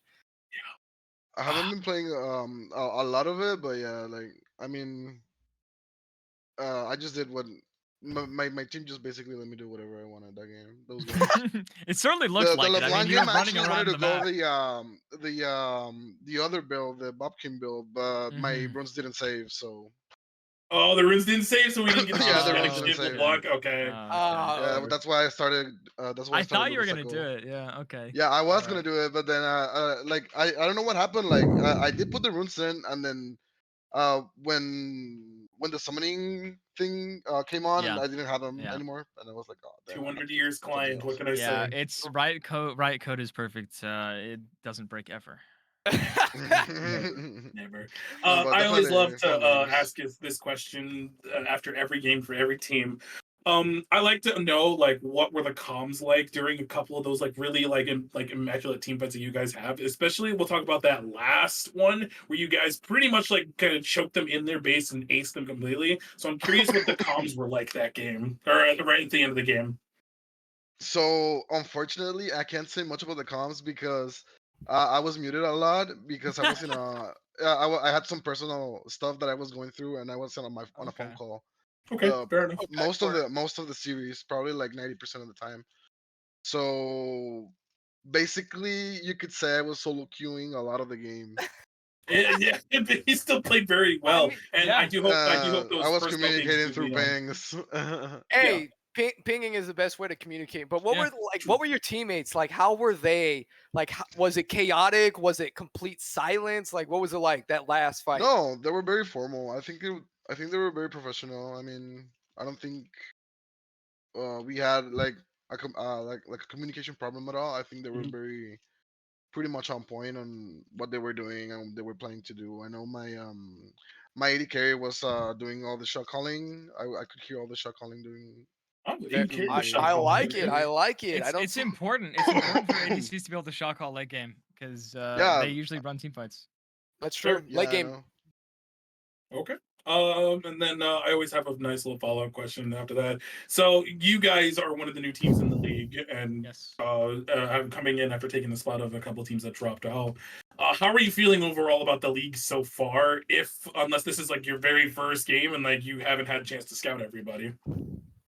Um, I have a lot going on right now. Okay. One of my friends asked me to join the team, and I was like, okay, sure. Like, I might have the time, but right now I don't really know much about the league or my teammates. I wish I could start playing with them a lot more because Yeah. I don't think I have ever played a single game with them other than last weekend's series Mhm. and Okay. this one. But yeah, man, it seems like a fun organization that you guys have here. I really like it. Yeah, thank you. We appreciate that, and I hope those personal things you were mentioning Yeah. do go well in your favor. And Yeah. your our thoughts are with you as always. We care about all of our players, so Yeah. good luck to you. Do you boys got anything else for the man in the mid lane? I Darter. don't think so. I mean, there's one question I do have. Is What's going on? the so you mentioned that you're not in comms because you had personal stuff going through it. But Oh I yeah. noticed you're playing almost purely in side lane for Hmm. all of those games, and even the LeBlanc game, you were really looking for flanks a lot of the time. Is that the sort Hmm. of thing that you focused on like practicing? Because it's super important for mid laners to be able to side lane play, and you're one of the better mid laners I've seen be able to pull it off like this. Yeah. Oh wow, thank you. Yeah, I definitely play a lot. I definitely do a lot of side laning when I think that my job is done. When laning phase is over, mid lane. Yeah. Sometimes I do struggle a lot and autopilot and like not leave at Yeah. all and just like keep pushing through mid lane until it's like minute 30. Hmm. And I think a lot of those mid laners make that mistake, including myself. Yeah. But no, actually, this series have been like I'm telling you, Mighty Carey knew what he was going to do all the time. He always rotated when he had to, so we didn't have any issues like with the Okay. lanes and stuff. I'm kind of jealous because half the time I play ADC, I have no clue what I'm doing. Yeah. Right click, right click, So right click, right click. yeah, Yeah. Yeah. exactly. Yeah. Yeah. I had the I same problem, mean, but with mid. Like I just don't yeah. ever leave. I just camp mid. That's good to hear. I mean, if you guys keep playing like this, and if your AD carry is able to shot call in team fights and play like that, and if you're able to continue performing like you were, and I also don't want to downplay the rest of your team. I mean, your top laner is doing a great job. Your jungle support, we're doing a fantastic job of keeping your AD carry alive. You guys play really well together. You team fight really well. You move around the map really well. I hope we get to see more of you, and hopefully in playoffs. It sucks that you inherited that one loss at the beginning, but you've taken it back to 2-2. Do you guys? Yeah. I want to hear your thoughts. Do you think you can make it into playoffs? Oh yeah, definitely. I mean, once we get the ball going, I Mhm. think maybe if we play a little bit more, and then like you've seen what we can do, like just Yeah. like not playing at all. Like maybe if we like put a little bit more effort into it and start playing like together Okay. and Yeah. put some more effort in it. Yeah, maybe I think we have a chance to like make it happen and Yeah. win. Okay. I think so Cool. too. Well, agree. I do gotta say, I'm gonna piggyback off what Darter said with the side laning.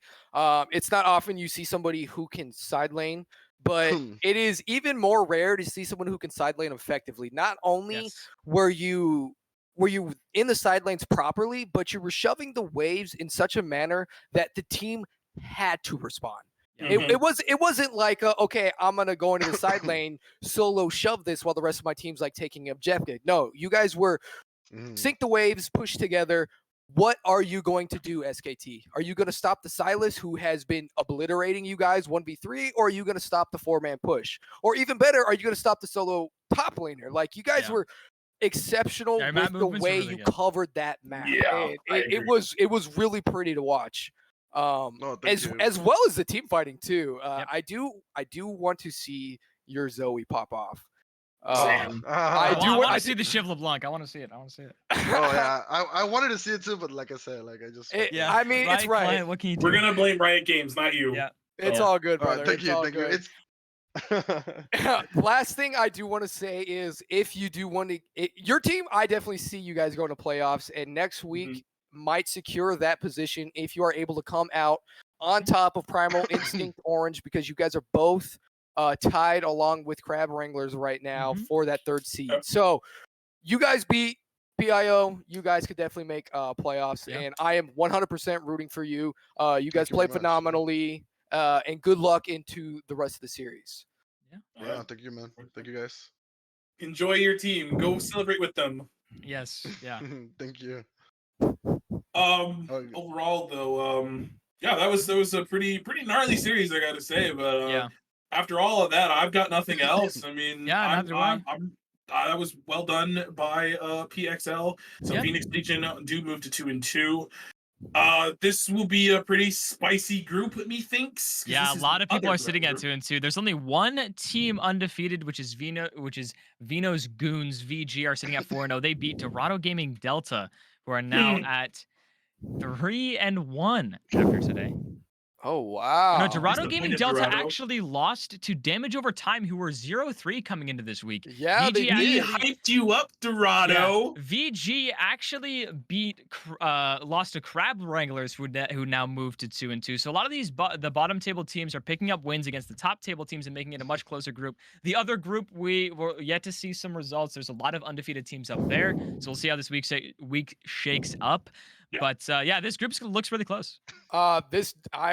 I mean, you guys kind of like covered all the hit points in the way that the standings look like right now. This group is going to be really nuts watching them go into playoffs, because if you guys remember, it was the last split of last season. Me and Freak had to cast a tiebreaker round robin before the finals actually came. I really through. hope we get at least a couple tiebreakers, because those are always the best matches to cast. There's so much stakes on the line, because it's not just like it's your last game in playoffs. It's not an elimination game. It's just you need to win this to keep your season alive. Yes. It has the same stakes as it is a playoff match. As much as it's not playoffs, it just is a playoff game. I mean, if we get tiebreakers, it'd be great. We just saw Tyrell said Risen doesn't do tiebreakers, which is sad. But I think everything's done through like win-loss, strength of schedule, that sort of thing, strength of wins. So we'll see. But if we get tiebreakers, I know Draft League has a week for tiebreaker matches. I don't think Unstoppable does. It's not on the schedule, so that's Not that I unfortunate. know of. I don't remember. But tiebreaker matches are always fun, so you might see some in Draft League. We'll see.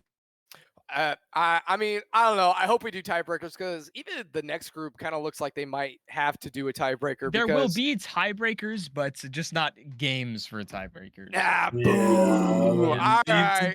Tyrell is always listening to us talk about this, and we're like, bring in tiebreakers. Shut down the hope real early. Don't give us any of it. Well, all right, boys. I have nothing else. Freak, do you got anything else, brother? Not really. I don't really have anything. This is going to be an exciting Unstoppable. We're week 4. We're halfway through. Hey man, it's the halfway point. Yeah. Let's have, at this point, it's make it or break it. At this point, yeah. If you lose more than 2 games, that's it. So gotta keep it going for the rest of the teams. So I look forward to doing nothing for my Saturday night. So I'm good if you both are. I'm good. Yeah, I'm good. I'm ready too. Darty, you got anything else to add? No, I don't. I just hope that we get more matches like this. It was really good match to cast. We saw both teams have pop-up games, individual performances, huge on both sides. If we keep getting blessed with matches like this, it'll be a great season.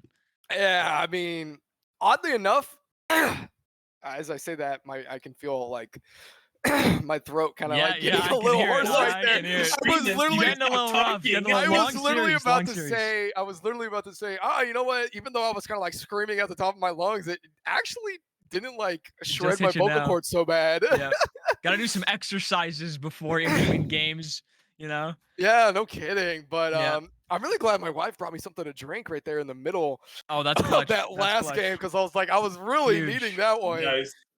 But I have nothing else. Risen Esports, thank you all for joining us on your Saturday evening. I know you guys probably could be doing something else, but instead you join us, you support us, and you have fun with us because I know the 3 of us have fun. I know these teams. I know these players. I know our production staff. Shout out to 3i. Shout out to Tyrell. Yes. You guys make what we do fun and enjoyable. Join us next Saturday to watch BYU versus FB. That is BYU Esports versus BYU the Final Bastion. Final Bastion tomorrow for Dominant. There's that. BYU ended up losing this week. Final Bastion is in their last game. They are 1-1 in their series right now, and they're up against the Bilbo Baggins Book Club. They're sitting at 1-2. So this week matchup next week could be Final Bastion's last shot to keep their playoff hopes alive. BYU are sitting at, if they lost this week, they are sitting at 0-4 now. So, but they can look to upset the playoff chances of Final Bastion. So, it should be a good match. It should be a very great match. I'm excited. I know everybody at home is excited. Other than that, I have nothing else for you guys. Thank you for joining us. We had a blast tonight, and we will see you next week.